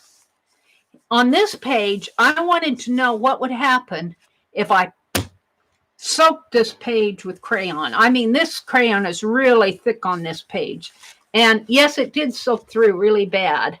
I since painted it. It has since been painted. but I wanted to see how much it would sew through. I just experimenting, just learning like I did tonight.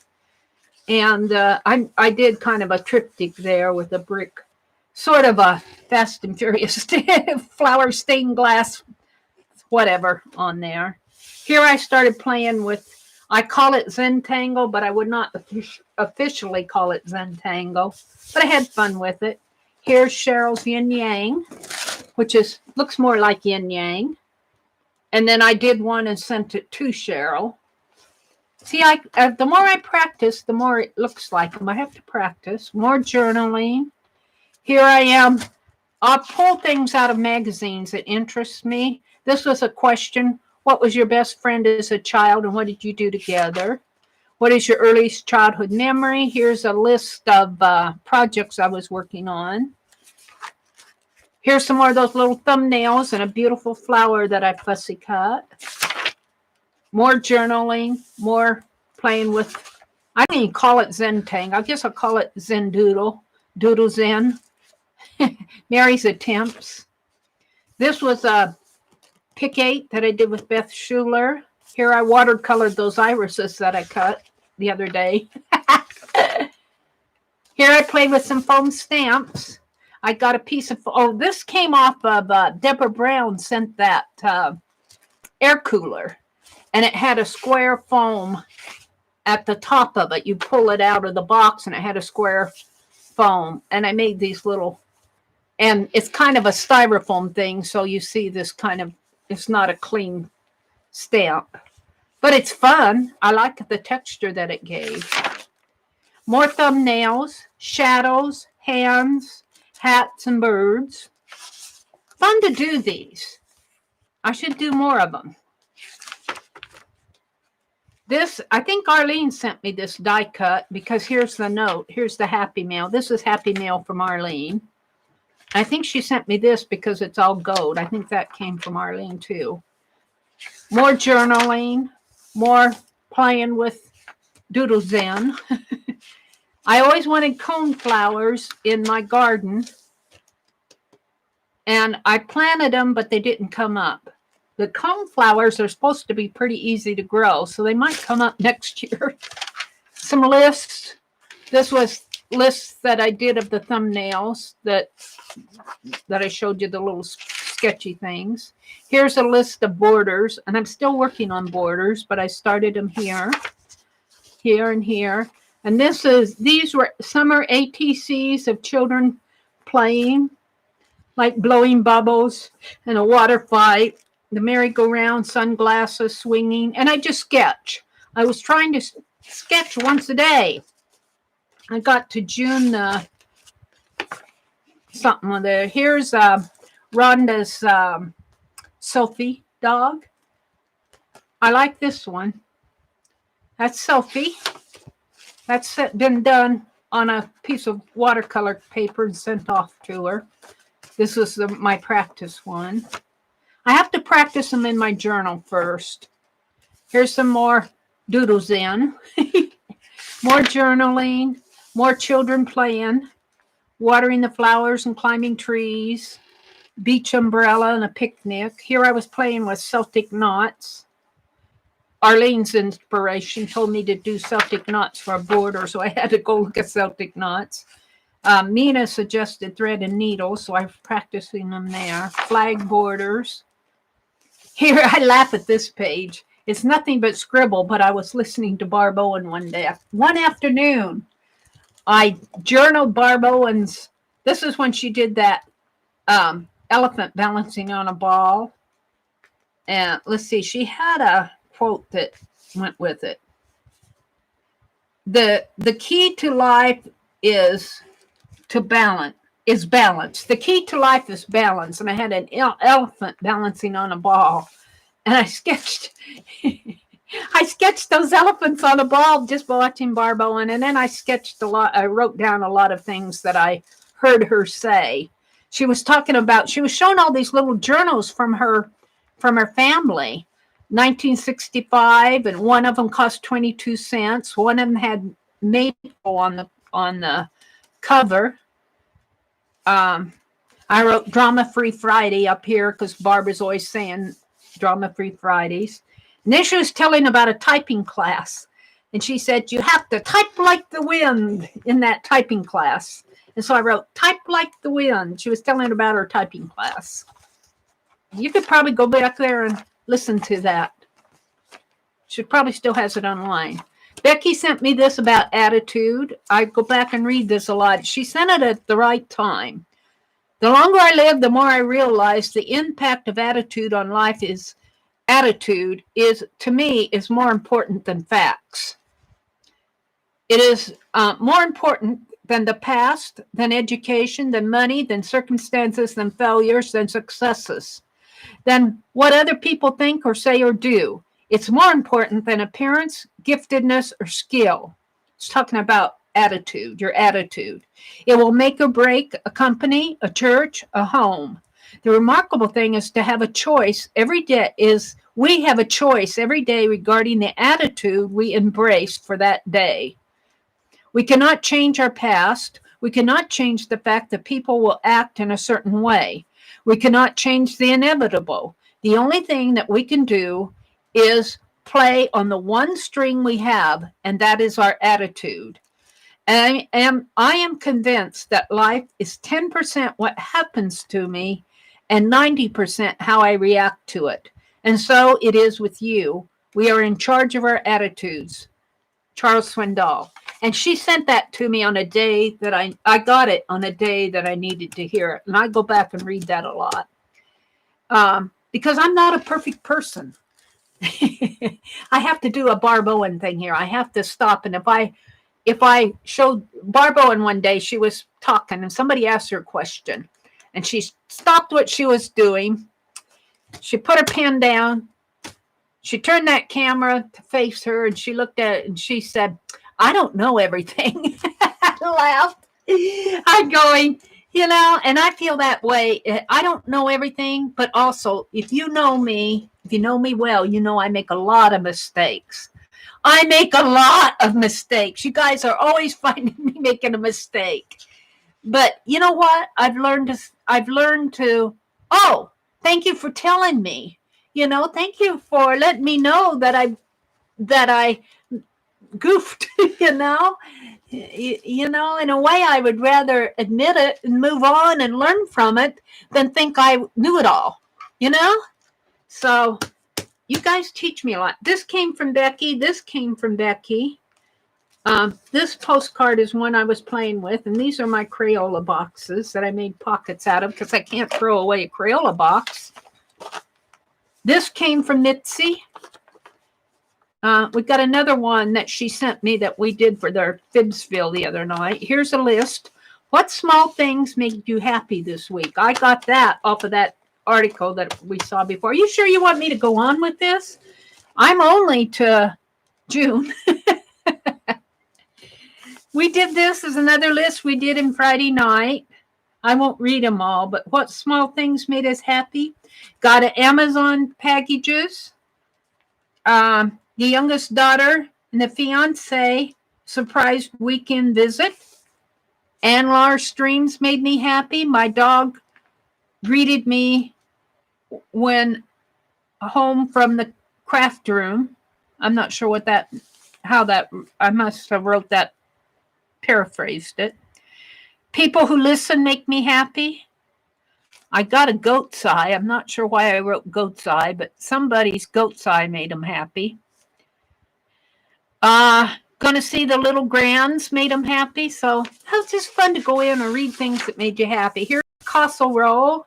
Barb Owen's got us started on Picasso rolls, and then Becky, and then Beth Schuler, and then Meri had to jump in there, So there's a Picasso roll I did. This came from Journey. Happy Mail from Journey. I don't know what this is. Let's put it. This is flew out. Let's put it here. Postcard from Journey. Beautiful postcard made out of corrugated cardboard. Beautiful. Journey does beautiful work. I keep telling her she needs to submit her work to the Somerset magazine and get published. This relates tonight. Here's a crayon scrape off, like I was doing over here, scraping off paint. This was a scrape off of paint. And I saw a lady in it, so I made a lady out of it. Scrape off. But this was crayon and looked like she was standing on the mountain. Dancing on the mountaintop. This is a crayon paper that I did a pocket out of. Some more journaling, stamp carving there. More borders, journaling. Here's another magazine. What is your favorite memory from elementary school? What did I write? Teachers were, let's see, I remember that, I had a teacher in first and second grade. She put on these beautiful Christmas operettas. And they were called operettas. They weren't just Christmas programs. They were operettas. And because we're a small school, you think of 3 classes in one room school.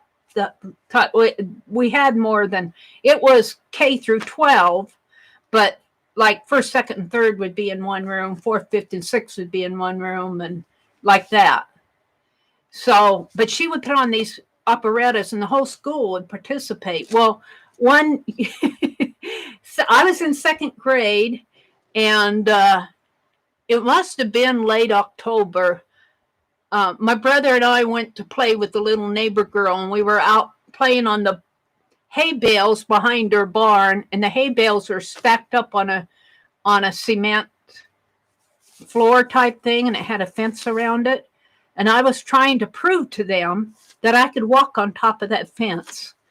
Well, of course, I couldn't walk on top of the fence, and I fell, and I couldn't get back up again because I broke my leg.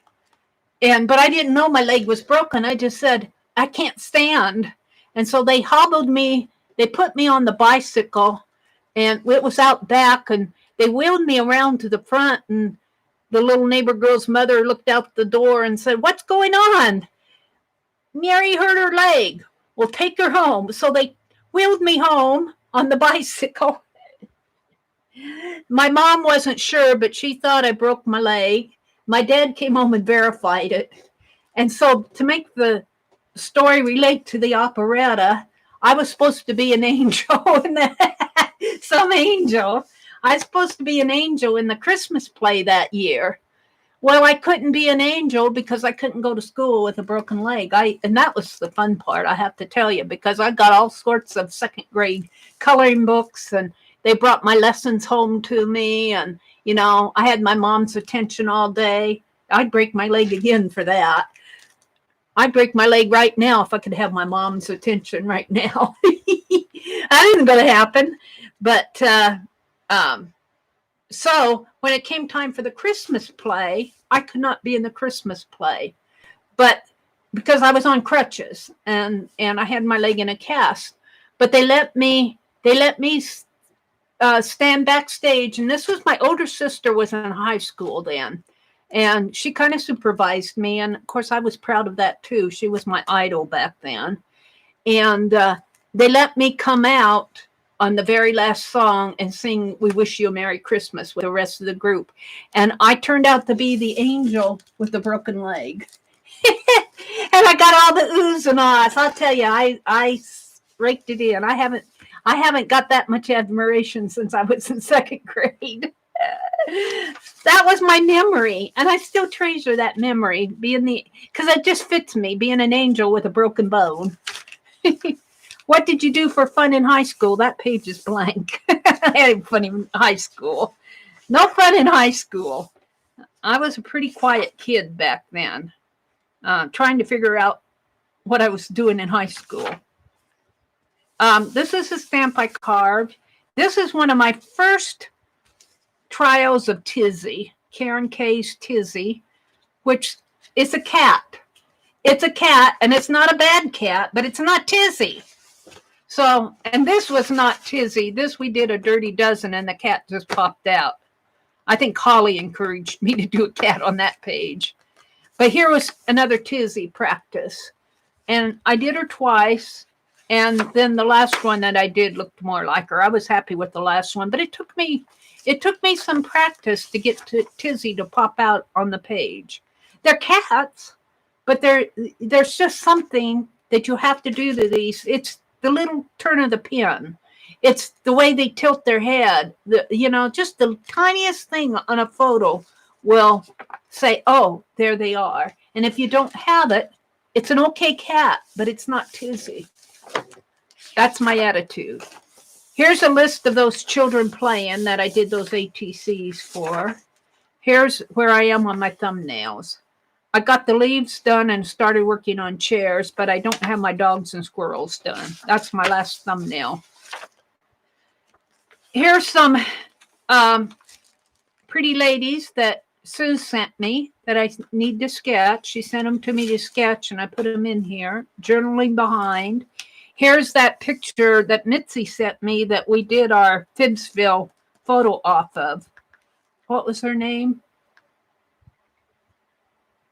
I can't remember her name right offhand, but it was on the picture. We did we'll probably run into it back here on another list. Here's a doodle, some more lists. Here's another list that we did on Father's Day of memories of our fathers. This was a cat. We have this orange neighborhood cat that sometimes when either my brother or I, both of us can be at one time or another sitting out on the front porch, and that cat will walk up and spend the afternoon with us, or at least 10 minutes. And he's sitting this way. This is his back. He's got his back and his rear end this way, and his head is up here, and he's looking off that way. And then he's moving around a lot, so I just did little motion sketches. Here's some little dolls that I sketched and journaled about. More journaling. I'm not going to read it all. More lists. I love bicycles. I love to have my bicycle again. Bicycle around this town. I've got a picture. That's the back. Here's the Celtic knot I was practicing. There's the border. Here's a list of summertime. This is when we did our first Livestream Hop. And we did a summertime list, and you guys knocked that list out of the water. And the red card didn't turn out too bad. It got I rubbed a little too hard there. But then I tried it on some other pictures, and it just didn't work at all. I threw them out. I didn't like them. These two were good. The rest of them were failures. So now I'm going to try Shelley's method of gesso, and I think she used gel medium. And what was the other thing that she used to transfer? I can't remember. I know she used gesso. Was it just glue? I can't remember. I'll have to go back and watch Shelley's stream. Here is July 1st. I was watching them go up to the space station. I was watching the astronauts on my phone, and I documented about it and kind of sketched them at their spacewalk there. Here's an astronaut. Here's the spools of thread. I guess I should do a galaxy in here, huh? Spools of thread, a list, a little tea bag. Here's a dragon stamp that I sketched that I'm not too happy with. Here's another inspiration word. Kintsugi. To paraphrase it, it's using gold the Japanese have this technique that they call Kintsugi, kintsugi, which means gold repair. And they take gold dust and mix it with resin and lacquer and repair all the cracks in their cracked dishes. And I'm going, yeah, gold fixes everything. So I cut it out and put it in my journal. That's the back of it. Here's my dragon stamp that I need to improve that dragon stamp because I know what he looks like because here's his head and his body and his tail. But somebody who is not familiar with that would not know that's a dragon. Here I'm playing with dominoes and another list for sound. I think Arlene sent these to me. Happy Mail. Picasso roll. Did a Picasso roll here. And then I documented what is a Picasso roll. So I documented what a Picasso roll is and what it means. I like this one. This one I like. Black page that I want to use white pen on. And Lahr sent me some white pens for my birthday. Thank you, Anne. And then I just smeared green paint on there because I needed to smear it someplace. This was another Friday night list that we did. I wish someone would invent. And the first thing was a keyboard that fixes all my typos. I wish somebody would invent a virtual trip order from shops. I guess that means you get to virtually show up in the shops and get what you want. I wish somebody would invent this stupid detectors, meaning that if you see something stupid going on, meep, meep, meep, stupid detectors. I wish somebody would invent a star transporter. I wish somebody would invent an I dream. Oh, let me be an I dream a genie for a day. Blink, blink, blink. I wish somebody would invent a she shed in a box. You lay down the box and hit. I'm not sure that meant something then. I wish somebody would invent vanishing wrinkles gracefully. Let's see. I'm not sure what all that means. I can't read my writing, but it was fun then. I wish somebody would invent a self-loading ink pen, a never-fail pens, a never-ending pen. I wish somebody would invent cheaper art supplies for everybody in the whole wide world. Paint, border. This is how I have fun. Journaling, border. Here's my snow globe thoughts. I need to work on my snow globes. Here I was sketching out some, thinking about slow stitching here, which Janet says it's not slow stitching, it's handwork, needlework, which I kind of agree with her. Different stitches that I was researching. I used to do these all the time, but I had to review it. Here's a little sketch notes that I did of a sports article. I very rarely read the sports page because, you know, it's not my thing. Well, I was reading about baseball and I was picking up on all these phrases of how they talk. The scoring came in clumps. So I have all these numbers in clumps. The home team pounded the base. So here the home team pounded the baseball. So here's a baseball, and the team is pounding it. They used the phrase "getting out of here" or "leaving the yard," which means that, you know, they hit a home run that went over the wall. That was the other thing. And the little guy says, "I'm out of here." Off the bat. I hammered it home. I got a hammer and a home. Here is over the bricks. In this particular ball field that's really popular in our area, it's bricked in. The walls are brick. And when they have a home run where they hit it over the bricks, you know, it goes way out over the bricks. And so they call it over the bricks. Here they're stealing second base. So I made a little baseball player running away with second base. Another phrase was off the bat. Here's a little ball with the baseball with a cap on, and he's off of the bat. Here's the bat, and it hit the ball off the bat. I'm not sure what that means, but there it was. Here I had a little inchy stamp set that I got at the thrift store, and I just stamped them out. Here's another page I need to fill in. Of all the things you learned from your upbringing, what do you feel was the most valuable? Couple things on that. I won't go into it. Here's another interesting story from my past. I think I talked enough about that. Here I was playing with stamps. I just did this. This was fun. When I went to Sherry Lynn's auction, she was selling these white hankies. And this is one that's not,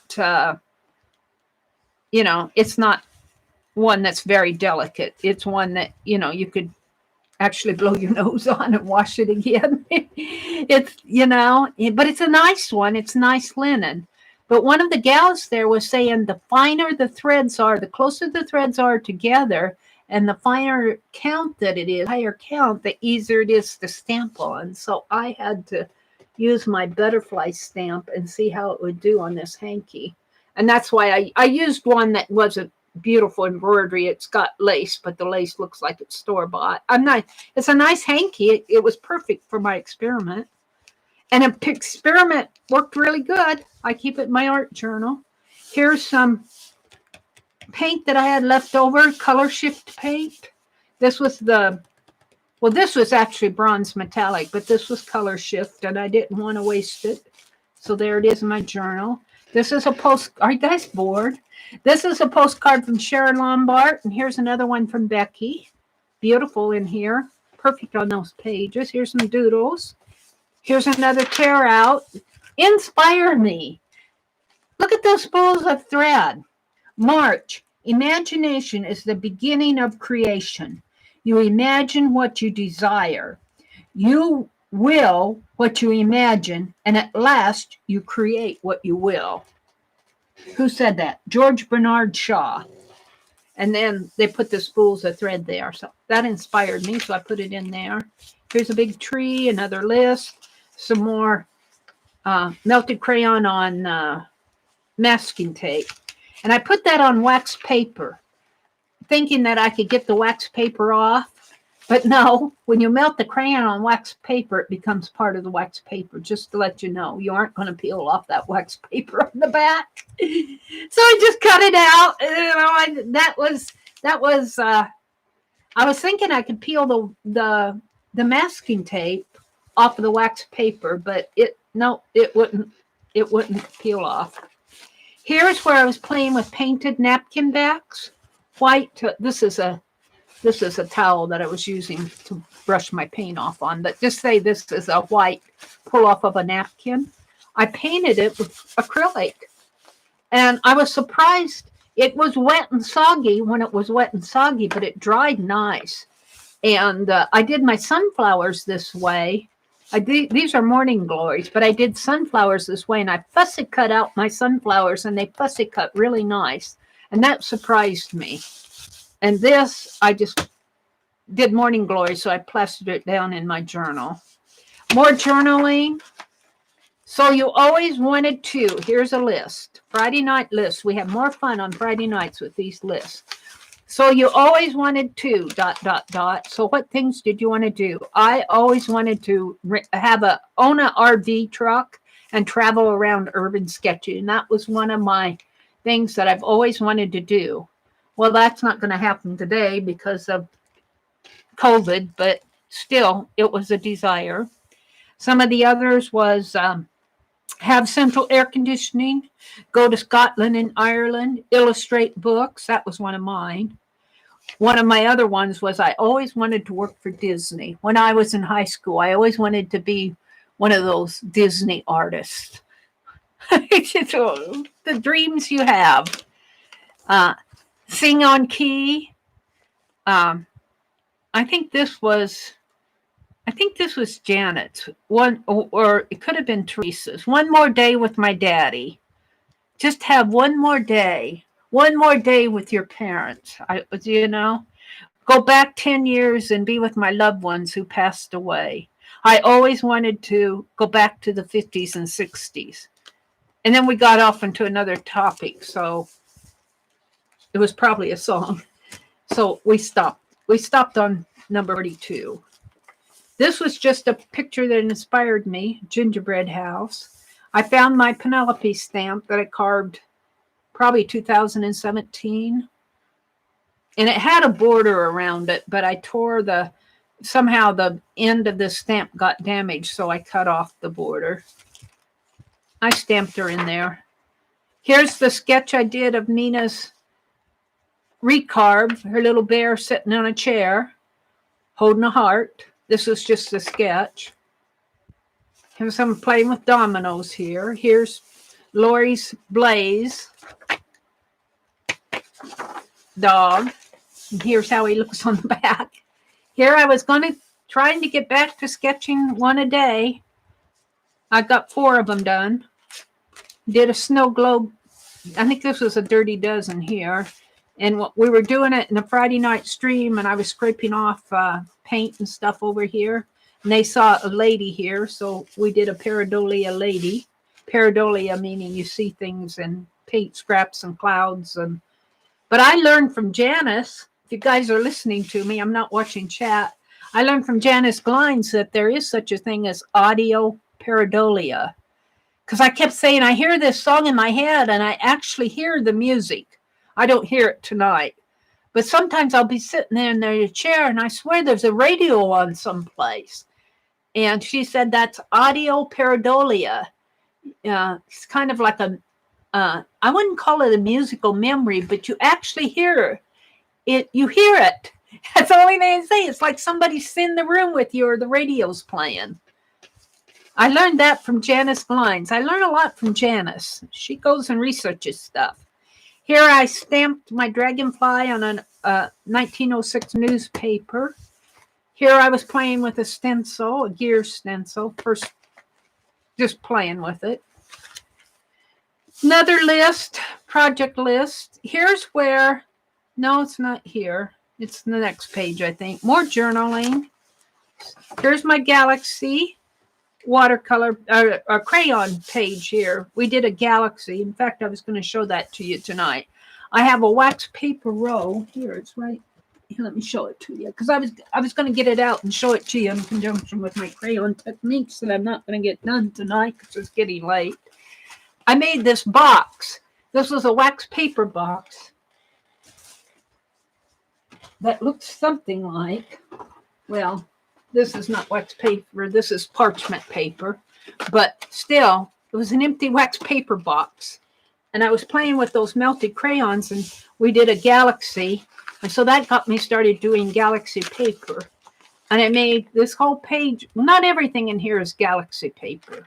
I'd love to do the one that's totally galaxy paper. But I decorated it with this same type of galaxy paper here, which is just melted crayon, purples and blues and golds, and well, we had fun doing that. Now I'm afraid to tear it and use it. And this was a foam stamp of a swirl that I made, and I stamped it on a piece of fabric. And the fabric was an experiment with beet juice, and when I washed it, all the beet juice washed out. You can still see some of it along the edge here. But I did not use the beet pulp. I used the beet juice that I boiled in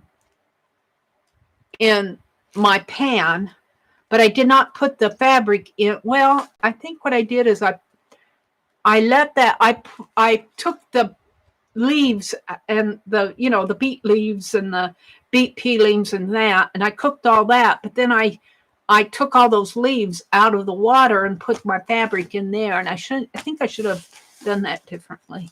But it was fun. Here's a list of projects that I'm working on. Some more fussy cuts and journaling and lists. Here's another fibs list that we did on a Friday night of childhood stories. Things that happened in your childhood. Going away to summer camp.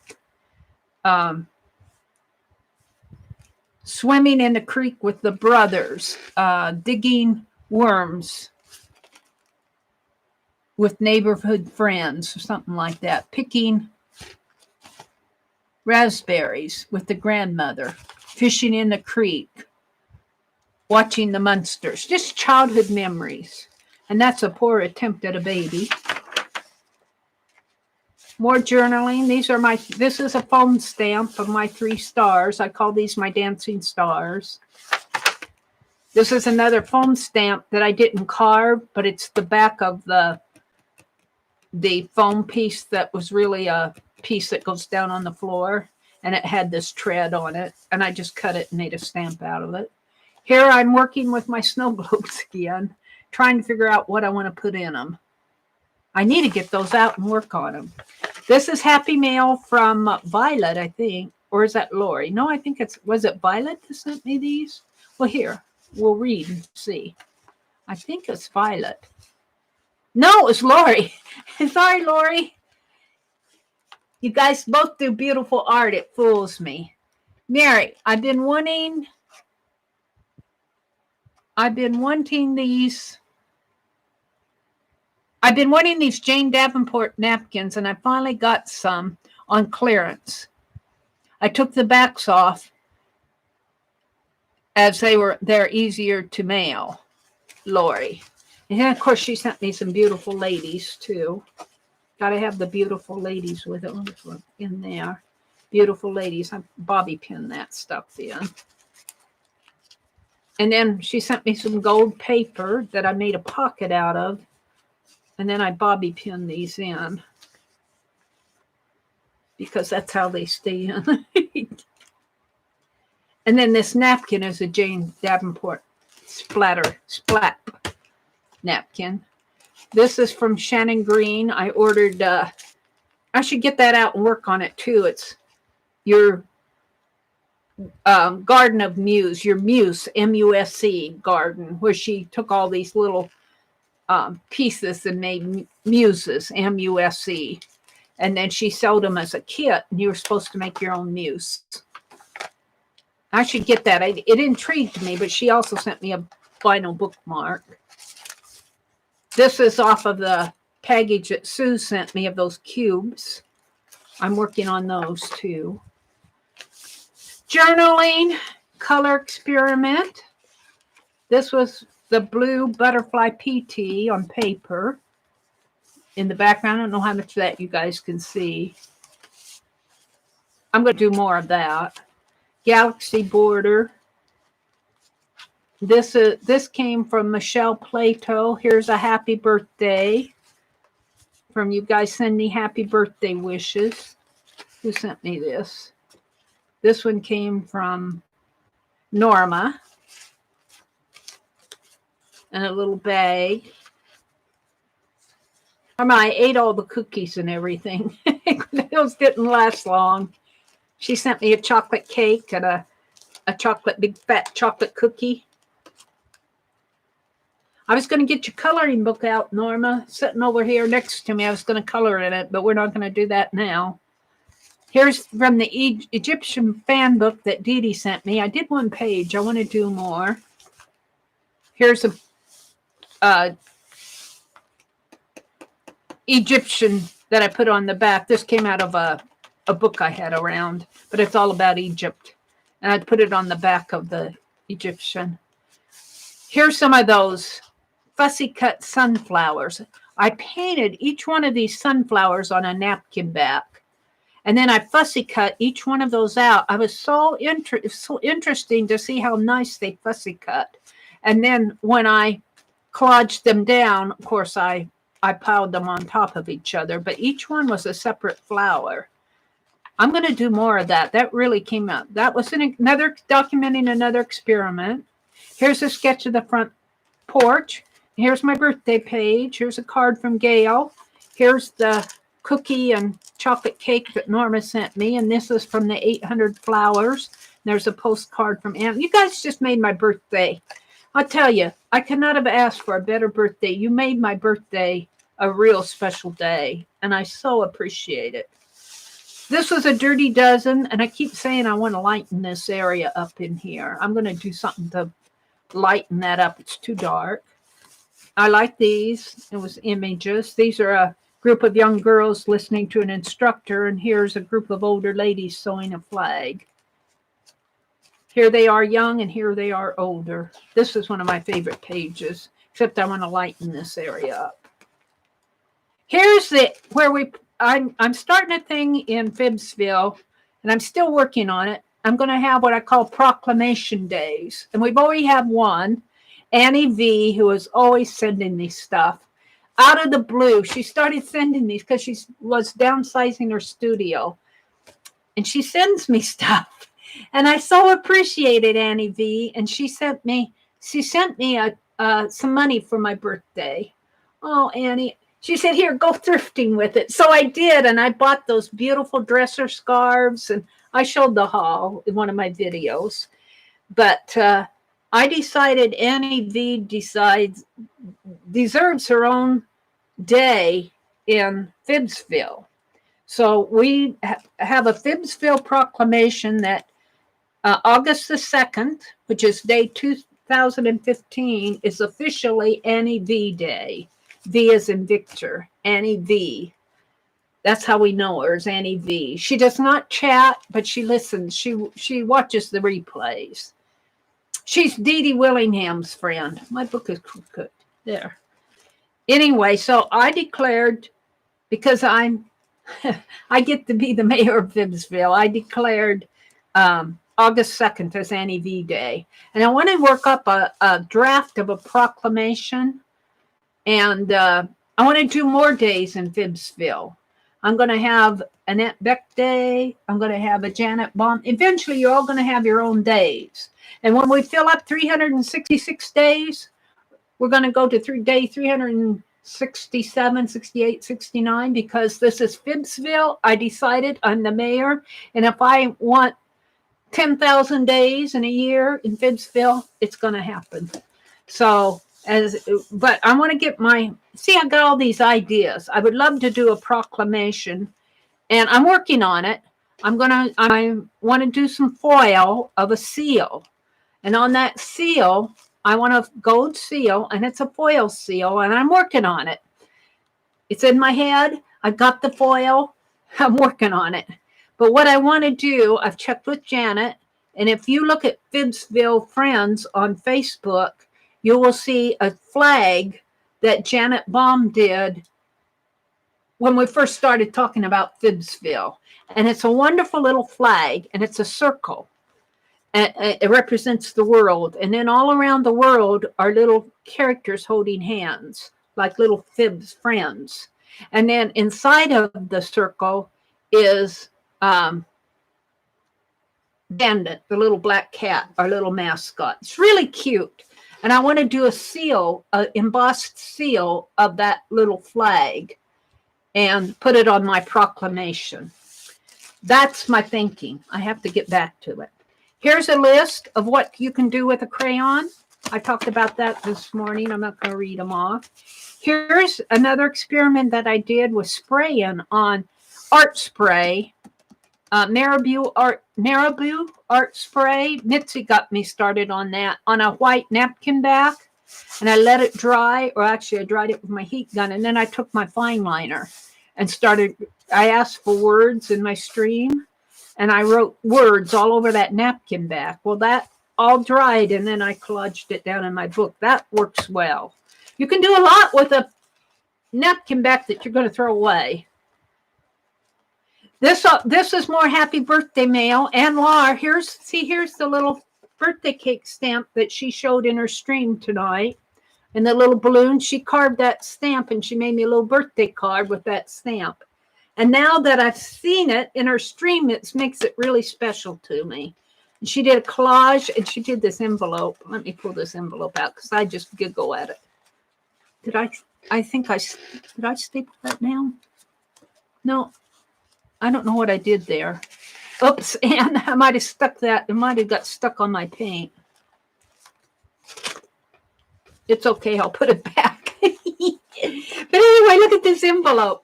This is a hoot. Look at that envelope. Isn't that cute? Of course, the flap is on the inside, but she had this collage in there. Let's put this back to cover up this must have been paint, or it could have been wax. No, this was paint, because those are butterfly stencils on a dictionary page. It got too warm there. Here, we'll cover it up. This is the birthday card. Let's put that back. I keep it right in. This is my Lahr Happy Mail page. Lahr was a school teacher. We know that. Those kids didn't get away with much. I'm just convinced of it. And this is, I think she said, her great-grandparents' photograph. Here's some more birthday mail. Oh, no, these are notes from, I like to put notes when you guys send me, handwritten notes in my journal. This came from Lori. The one behind it came from Sharon Lombard. This was see, I don't know about this stuff. I put these in here, and then they stick. I put that tape down, and I put glue around the tape. So what happens? The envelope comes up, but the ATC won't. That makes me mad. Let's take it out. I'll just glue it down. I'll put the ATC up here. You learn more things when you journal. I put tape around there, and then I know I put, and I let that dry a little. It didn't hurt the ATC. But what happened? This pops up, but my ATC sticks. I'll put it right in there with the bobby pins. Here's where I carved Mina's little bear. And here's another poem by Cheryl. You guys asked for a flip, and you're probably asleep by now. Here it says, teddy bear, sit in the chair. She has a heart in the middle because she loves to care. Cheryl Johnson wrote that about Mina's little teddy bear. I drew her bigger here. And here's the final stamp down here. You guys probably can't see it too well, but it looks something like that. Here were my test stamp offs. Here's another list. I will blank just because blank. I will paint because I want to. I will art because I can. I will art because Meri did it. I will create because it has to come out. I will practice every day, talking about drawing. I will decide to be happy because it is a choice. See, you guys, you make such wonderful lists. I get so inspired with this. And I ended it on number 55. And my I will live stream because of the Phibbsville art community. And I was saying in that list that it's all because of you guys. I would probably not be live streaming if it wouldn't be for you guys. This is an idea that I have. Oh, my poor 29 faces. I got 2 of them done. But what I was thinking was I was going to move my carved December to carved November because my December month gets so busy. And then I was going to take the 29 faces that I do in September that I only have 2 done and carve stamps for carved November. But I'll probably only get 2 stamps carved too. I just, you get busy. So if I get 2 faces done and 2 stamps done, it'll be 29 faces September and carved November, and I'm going to call it good. This is a list. This is a stream list. Here, we're getting to near the end. Here are the ATCs that I did for week 1 of Phibbs Autumn 2020 that Becky is challenging us. For the first week, you're supposed to take the word prompts, which was burnt orange weather. And then you're supposed to Google it and look for a project and then do that project. And she said, do as many or as few as you want. Well, I just chose ATCs, and I did them right here in my book. And I think this is a list we did Friday night. When I think of autumn, I think of ... And these are all, this is on the same theme as when I think of spring or summer. We did the summer one, and this is the autumn one. And you guys, we finally had to call it quit at 168, I think, sub. And this is a list of Aunt Beck's prompts.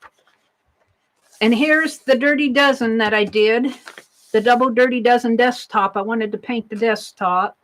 So we did the list, and I asked for you guys to give me 12 colors and 12 techniques.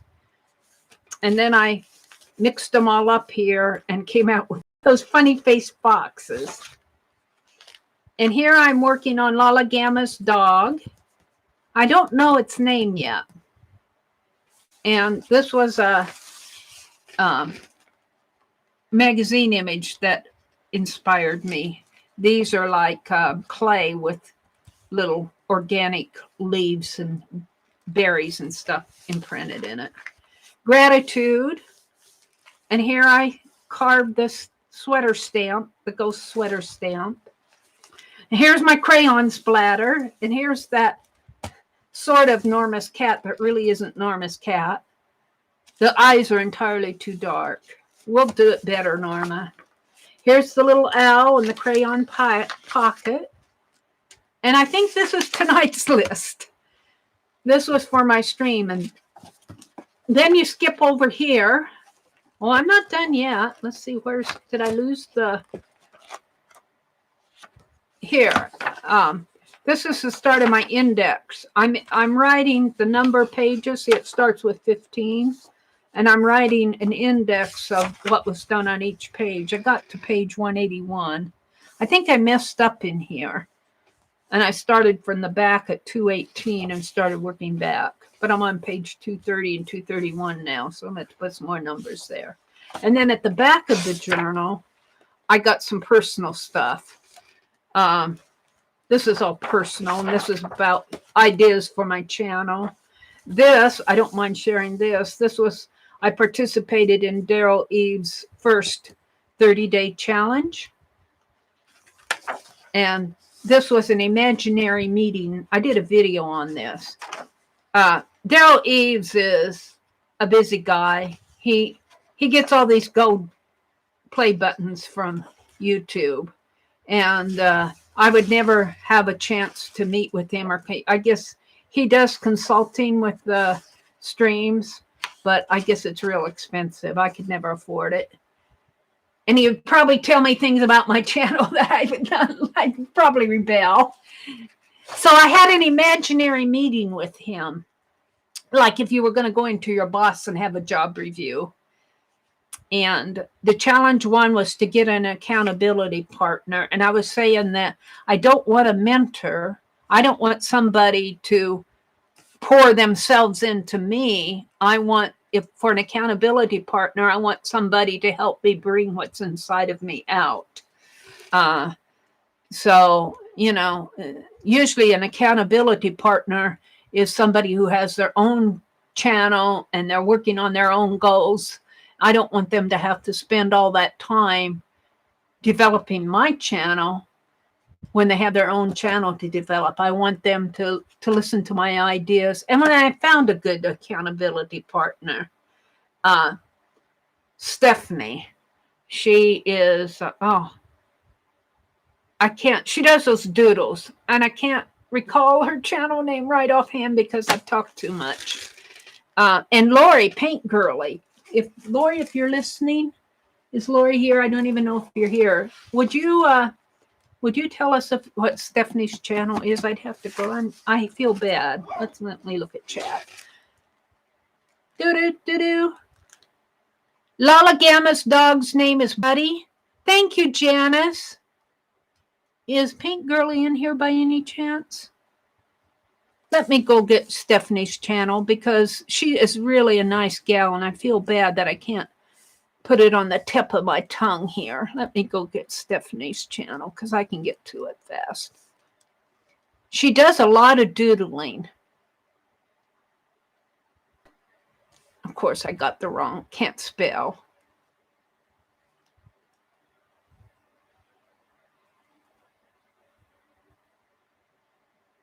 Stephanie Powers. Here, wait, here. Let's get her here. That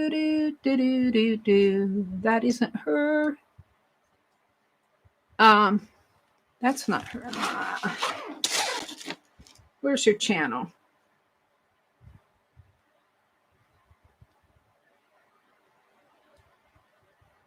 I can't go to her channel.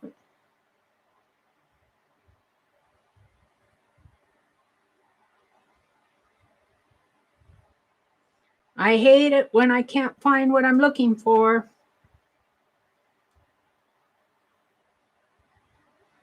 Now she's going to get mad at me. She says, I don't want to be your accountability partner if you can't remember my channel name. It's Stephanie Power, but I can't put I'm not bringing up her channel. Why not? Let's go to subscriptions. It's probably under a different name that I can't remember.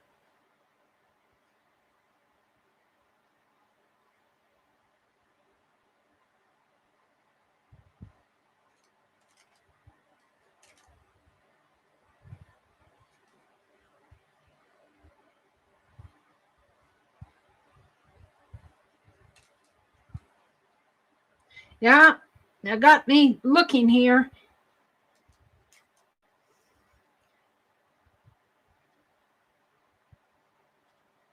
Hold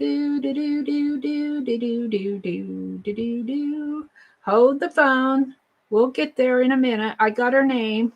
This is like Rosemary. We were watching Rosemary the other night. And she was trying to find Anna Martine. Come on, Stephanie, I want your channel name.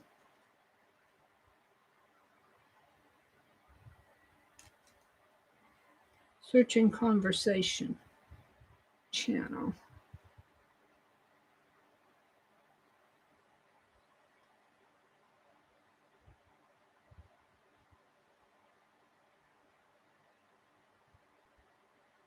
Anyway, we had this big conversation in Rosemary's stream.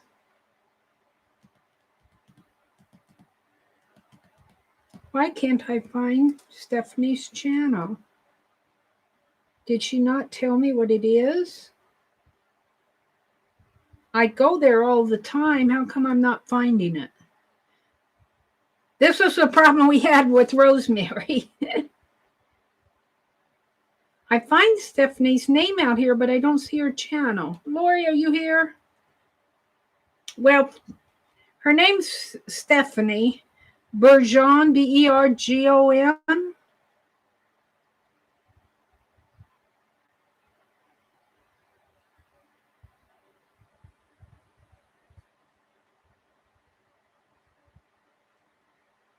Oh, she's going to get mad at me now. Arlene posted it above. Did you find it, Arlene? Wait, let me go back to chat because I can't see it over on my computer. Hold it. Let me go back to chat here on my phone. I have to get things up to my nose. Let me go back to library here. I love you, Stephanie. I just forget things. Arlene posted it above. Deliberately creative, of course. Of course. Thank you, Arlene. Of course. You guys want to go over there. She does wonderful doodling. She's into doodling. She was doing pouring, Pouring, and then she wanted to take her stream more toward arts doodling, and so she's doing these wonderful. I don't know if she's still doing the doodles now.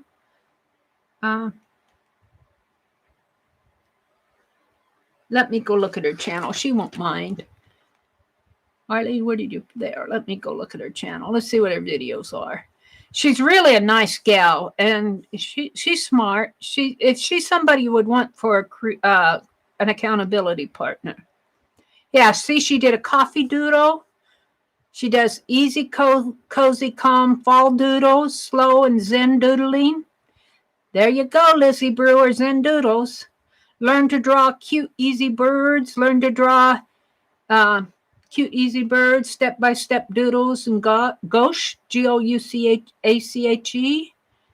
Fun and easy, how to draw a bubble balloon, how to draw better, 5 tips. Watercolor doodles, doodling underwater for doodling underwater means, an underwater scene. Easy Zen Bonsai, how to doodle, draw a cute. Well, anyway, she's my accountability partner. Her and Lori paintgirlee and I are on the same accountability team. Daryl Eves has these challenges, 30-day challenges to improve your channel. And I did challenge 1. And I started challenge 2, but what I found is, and I don't care if he hears this because he's not going to listen to me anyway, is they're repeating an awful lot of challenge 1. And I want some new material. I want to know a lot more about live streams. I would love to know. The only thing he said about live streams is when it processes, the views process in the same way as an uploaded video. But that doesn't make sense to me, because when I live stream, I get so many more views than when I do an upload. That's why one of the reasons I'm doing the live streams, because you guys come talk to me.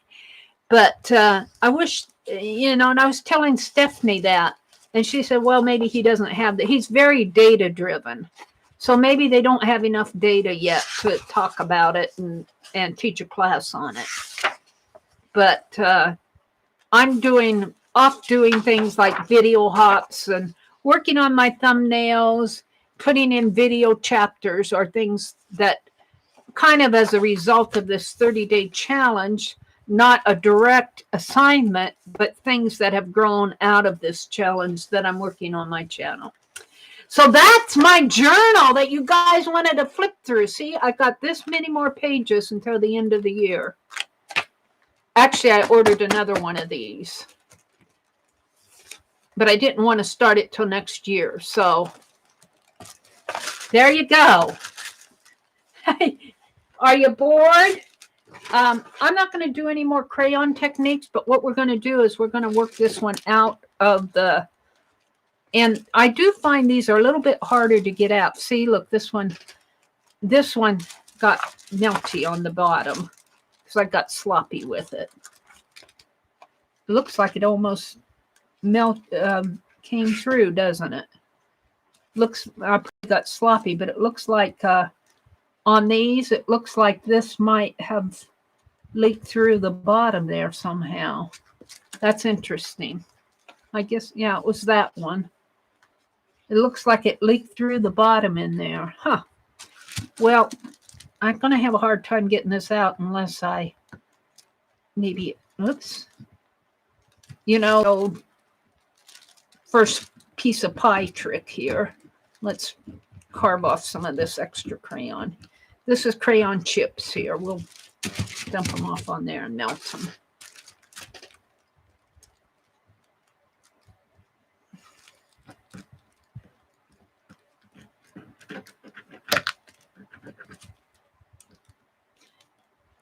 I like it once I get them out of there.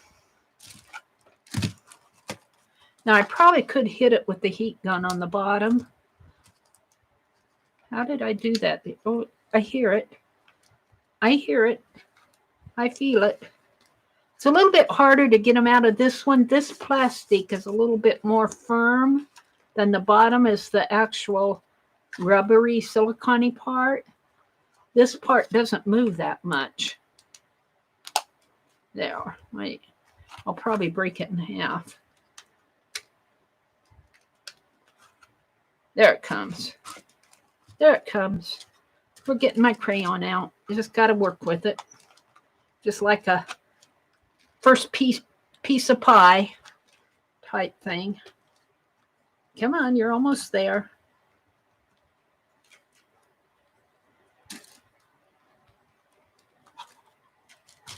It'll be a nice crayon once it comes out.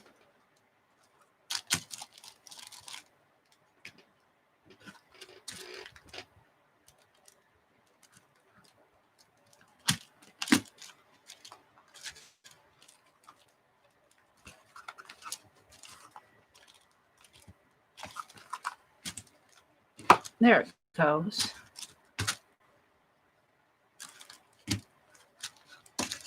Let's get this out. I might have to remount that.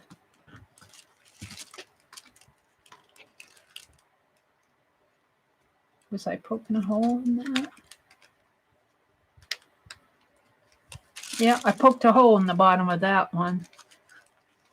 Oh well, don't put crayon in that. So I have to be careful taking these out and working with the, that other one I think was a stronger silicone than this. This, I think this one was leaking anyway. And I just put another hole in it there. I got 4 of these. I want my crayon out of it. This is Mary's Mad Experiment. I think this was leaking out anyway here because it's on the bottom.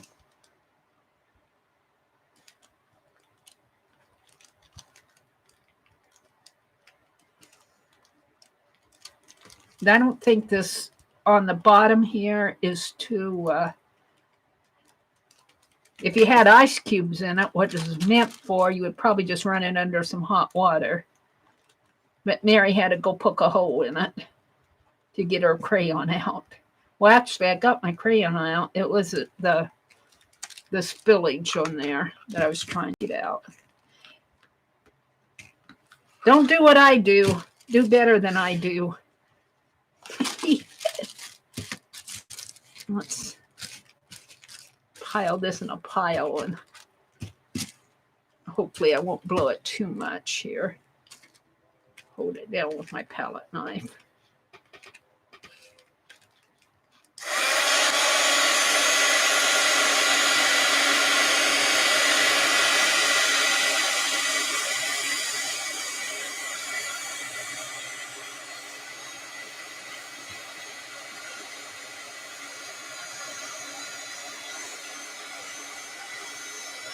Use up that crayon.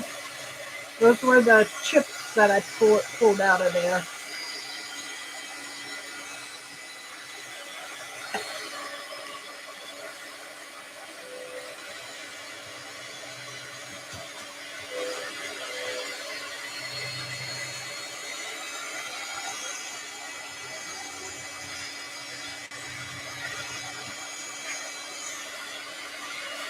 I'll finish up the rest of my crayon techniques probably in one of my streams, maybe one of my morning streams. Or I got them documented what I want to do. I have a lot of stuff I want to do, but that's how I work. I get all these bright ideas, but I can't do them all at once. I know you guys are the same way.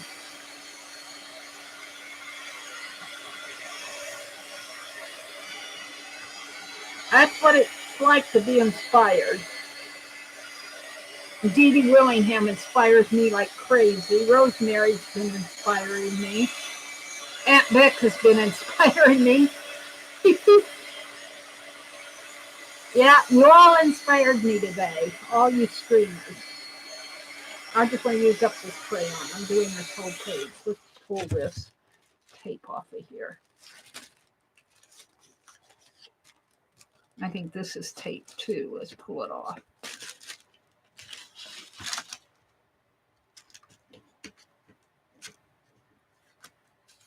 Well, that would be fun to do. See, look, put masking tape down. Look, let's do that on one of these. So I got inspired.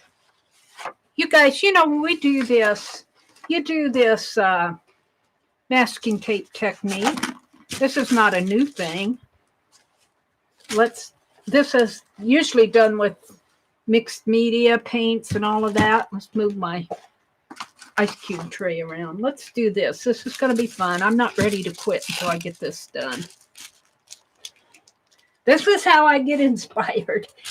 Oh, look at that. I got to go try this now. Let's try some masking tape. Let's just tear it. And maybe some washi tape. No, I like the torn edges of the masking tape. Let's do the masking tape. I like tearing it in half lengthwise, if I can. It'll get skinnier, I guess.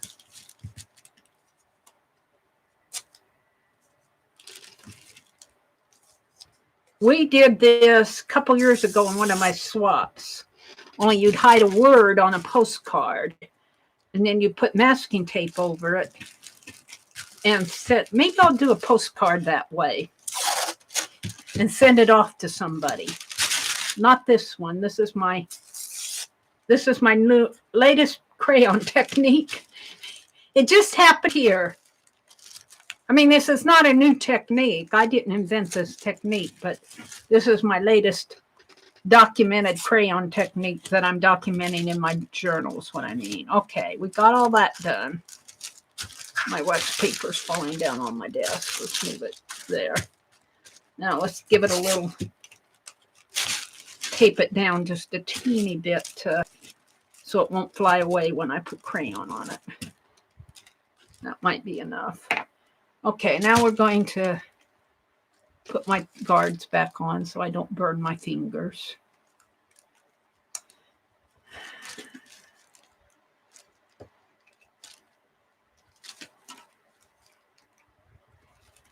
Let's melt some crayon on there. I feel like taking my ignorance out on this piece of paper. I'm going to move you guys off of my phone off of my desk so it won't. I put you guys in the wastebasket again. You're safe down there. You're safe from the heat gun when you're in the wastebasket. All right. Here's my big crayon though. I'll keep this to use. This is my big yellow crayon. It's my jumbo crayon. And I'm hoping those trays will not all get ruined. This one looks like it's got a little indent there. Now, let me look at that. See, this is the one. I don't know if you can see that hole. Yeah, there you could see it. Yeah, let me point it out. Where is it? It's right here. There's a hole. I made a hole in my silicone there. Whoops. Right in there. Well, maybe on the back. Right there. It's got a hole in it right there. Well, this is the one here next to it. Right here. And it looks like it has a little starting of the same little hole right there. It looks like on here, you can see each one of these little, I think this is the way this thing is made because there's the hole there. But if you look here, there's a little dent right there. There's a little dent there. There's a little dent there, there, there, and there. It looks like when they made these rubber things that they pulled them off of something that was holding them, you know, like that. And then the little dent is where this was stuck onto it. And I think that's how that hole formed because I was pulling at that wax to get it out. And I weakened that little dent in there. So I'll have to be careful on my other trays not to weaken that dent. That's interesting. I can see it. I can see it on every one of these. It looks like it was attached to a base, probably when they manufactured this. And see, this part is a stronger plastic, and it's strong enough to withstand the heat. It doesn't melt. My heat gun won't melt it, but it doesn't feel like the rubbery silicone on the back. I would rather have that pink one I have is all silicone. It's very interesting. All right, so I want to continue on with my experiment here. This will be my last thing, I promise. Let's do, I'm not going to do my yellow. I'm going to save it. Let's do, oh, we got a yellow here. Let's do some more poppies. I'm liking the poppies. We'll do more poppies. Poppies seem to be the thing. All right, we're going to start out with this. But I'm going to do them across this wax tape, or the masking tape, so it may not look like poppies by the time I get done. It's making pretty big. And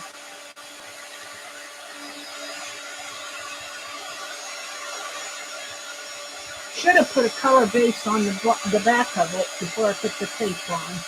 It'll just be white. Let's do green.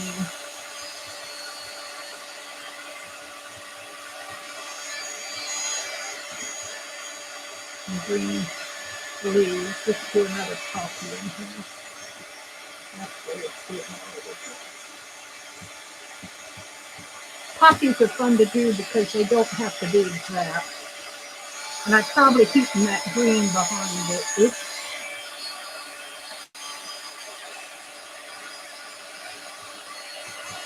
So we want to get color all across this because when I pull the wax the masking tape off. I just want the white area to show. Oops. What are you doing, Mary? Get that scraper out.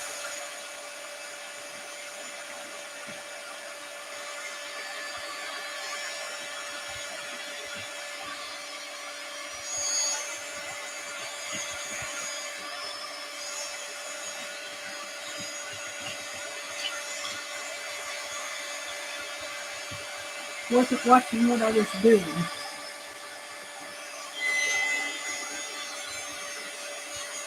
That's kind of a gray blue.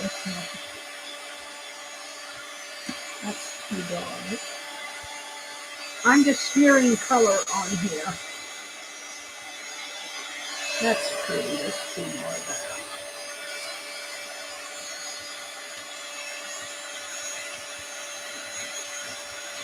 Here's my experiment page. It's over here.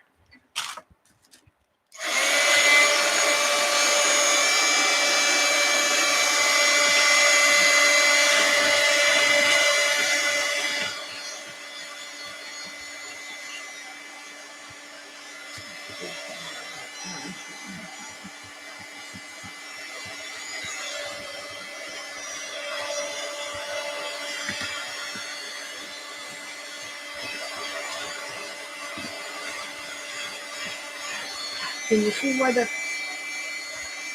masking tape is? It'll all be white when I pull it up. I should have put a yellow base on it, but it'll have a white base. All right. I'm good with that. Let's pull up my masking tape if I can.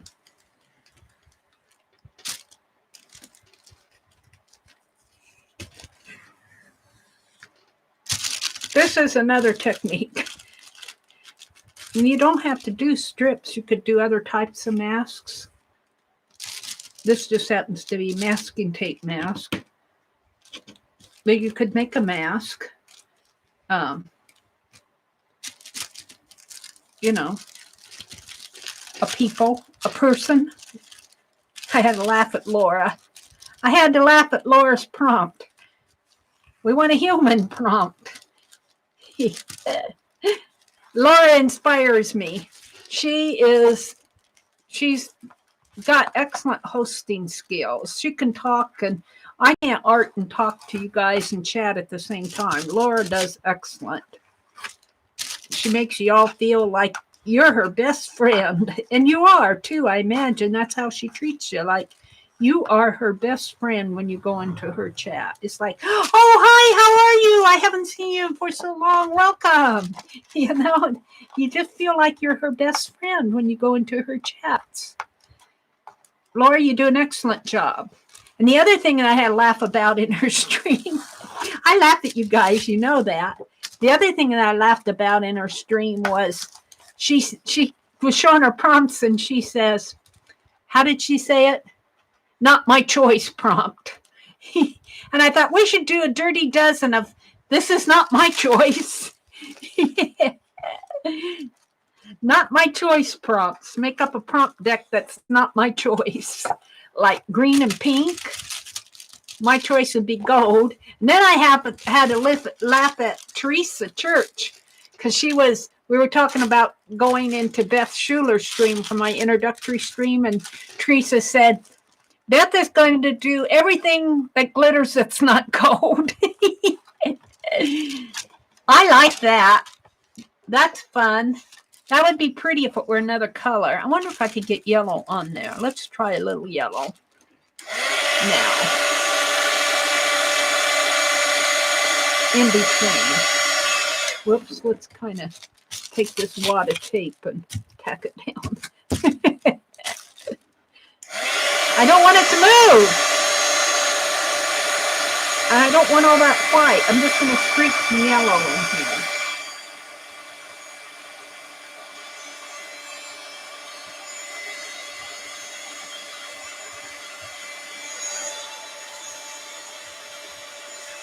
All right, you can come up now. I want to put some color on. hold it down with my elbow. Yeah. Oh, I like that. Pretty cool. That was my last technique. Let me write on the back of it. I haven't recorded this one in my journal yet. We'll call this the masking tape masking tape mask. Tape mask. Tape mask technique. So thank you all. Is she quitting? They're going, is she actually quitting? Thank you all for coming to the streams, watching me play with my crayons. I tell you, I'm only half done with my techniques. Making a crayon and drilling a hole in my ice cube tray. I'll have to put a piece of tape there across this so I won't fill that with crayon and have it leak out on my table. Let's do that now. Otherwise, I'll forget and I'll melt a crayon in there. Let's just put a piece of tape over that. Probably could put a tape over it and melt it in there, but I don't want to risk my crayons. I don't want to risk leaky crayons. There, now I won't put any crayons in there. So we did this, which I'm calling a faux stained glass. I did that on a report cover acetate. Here's a scrap. This is actually a technique too. This is cleaning off the scrap wax. This is a tape mask technique. This was showing where you could write over scraped crayon. Here I was scraping crayon. This was just showing melting crayon with some drips on there. And this is crayon that hasn't been melted. This was showing some gradation and some color mixing. This was just regular crayon, coloring with your crayon, normal coloring. Drippage and splatter and stamping on crayon. Now, I probably have about 10 more techniques that I didn't get to, but we'll do that. I got so inspired by watching you guys. And then you asked for a flip of that journal, and then I went into my own zone there. So thank you, guys. Let's go back to that mask one. That one was fun. That was the perfect way to end my stream, was with this one. Thank you guys so much. Let me dig you out of the wastebasket and talk to you and say goodbye. I don't know what time it is. I lost all track of time. I'm going to go to bed, clean up the mess in the morning. Let's turn my phone back on. It's 1 o'clock. Time to call it quits, Mary. Oh, where is Stephanie's? I won't forget Stephanie soon.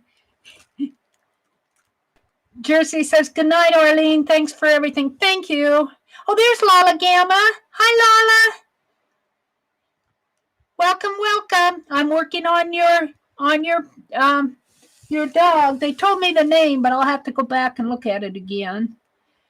Shelly, thanks for sticking with me. Maria, welcome. Lori, good night. I would never thought that you could write over crayon. You have to scrape the wax off of it. If you scrape it good with your, you have that wax, and if you come in and scrape it good, you can write over it. Because you're getting rid of the wax and you're leaving the pigment is what's happening. Crafty says, good night. You guys are probably ready for bed. If you guys ever want to go to bed while I'm chattering, it doesn't hurt my feelings. You love that drippage from this morning. It looks like a dancer. Let's go back and look at it. Oh, it does. Look at that. She's dancing. Oh, I love that. Who said that, Laura? Oh, the drippage dancer. I'm going to write that down. Where's my pen? Drippage dancer. See, I read you guys' chats eventually. Let's see what else you're saying out there that I missed. You do art, Laura. Yes, you do. Let's see. Lala Gamma says, today is the first day of the rest of my life. I choose happiness. I'm done with the other with family members' drama. Good for you, Lala. Good for you. Let's see. Kitty says, right, it was made for water to freeze in it, not to be melted. Leave it to Meri.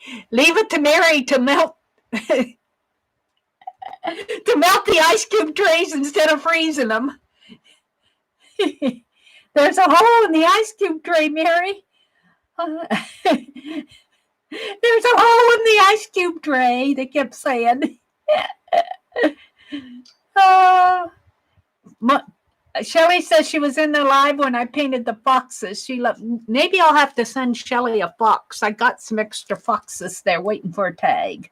All right, I'm not going to keep you guys any longer. I'll go back and check chat. Thank you guys for sticking with me through all my chatter. I enjoyed the stream so much. We're looking forward to this again in October. It'll be the second Friday in October, but we have no idea what we're going to do. But we're going to have fun. Bye, everybody. Have a great weekend. I will see you. Let's see. Let's go. Tomorrow, I will not be around tomorrow because I'm going to get up and go to a flea market just because. And I have a couple other things I got to do. I forgot. And let's see. What else? Sunday, Tanya streams at 12 noon regularly. I don't, if she doesn't stream, she's not streaming, but her regular stream is at 12 noon. Tanya McGuire. And then Sunday night, I'm planning on being on. If I'm not here, Sunday nights are impromptu. Well, kind of regular. I want to call it impromptu, but I regularly stream on Sunday nights. In fact, we're going to have, well, let's say it here. I'm not quite ready to leave yet. We have filled our Sunday night stream. We are shooting for the fourth Sunday of every month. Our first one will be October 25th. So we'll see how that goes. We haven't chosen a theme yet. We've got a month and a half. So, all right. Have a great weekend, everybody. Bye.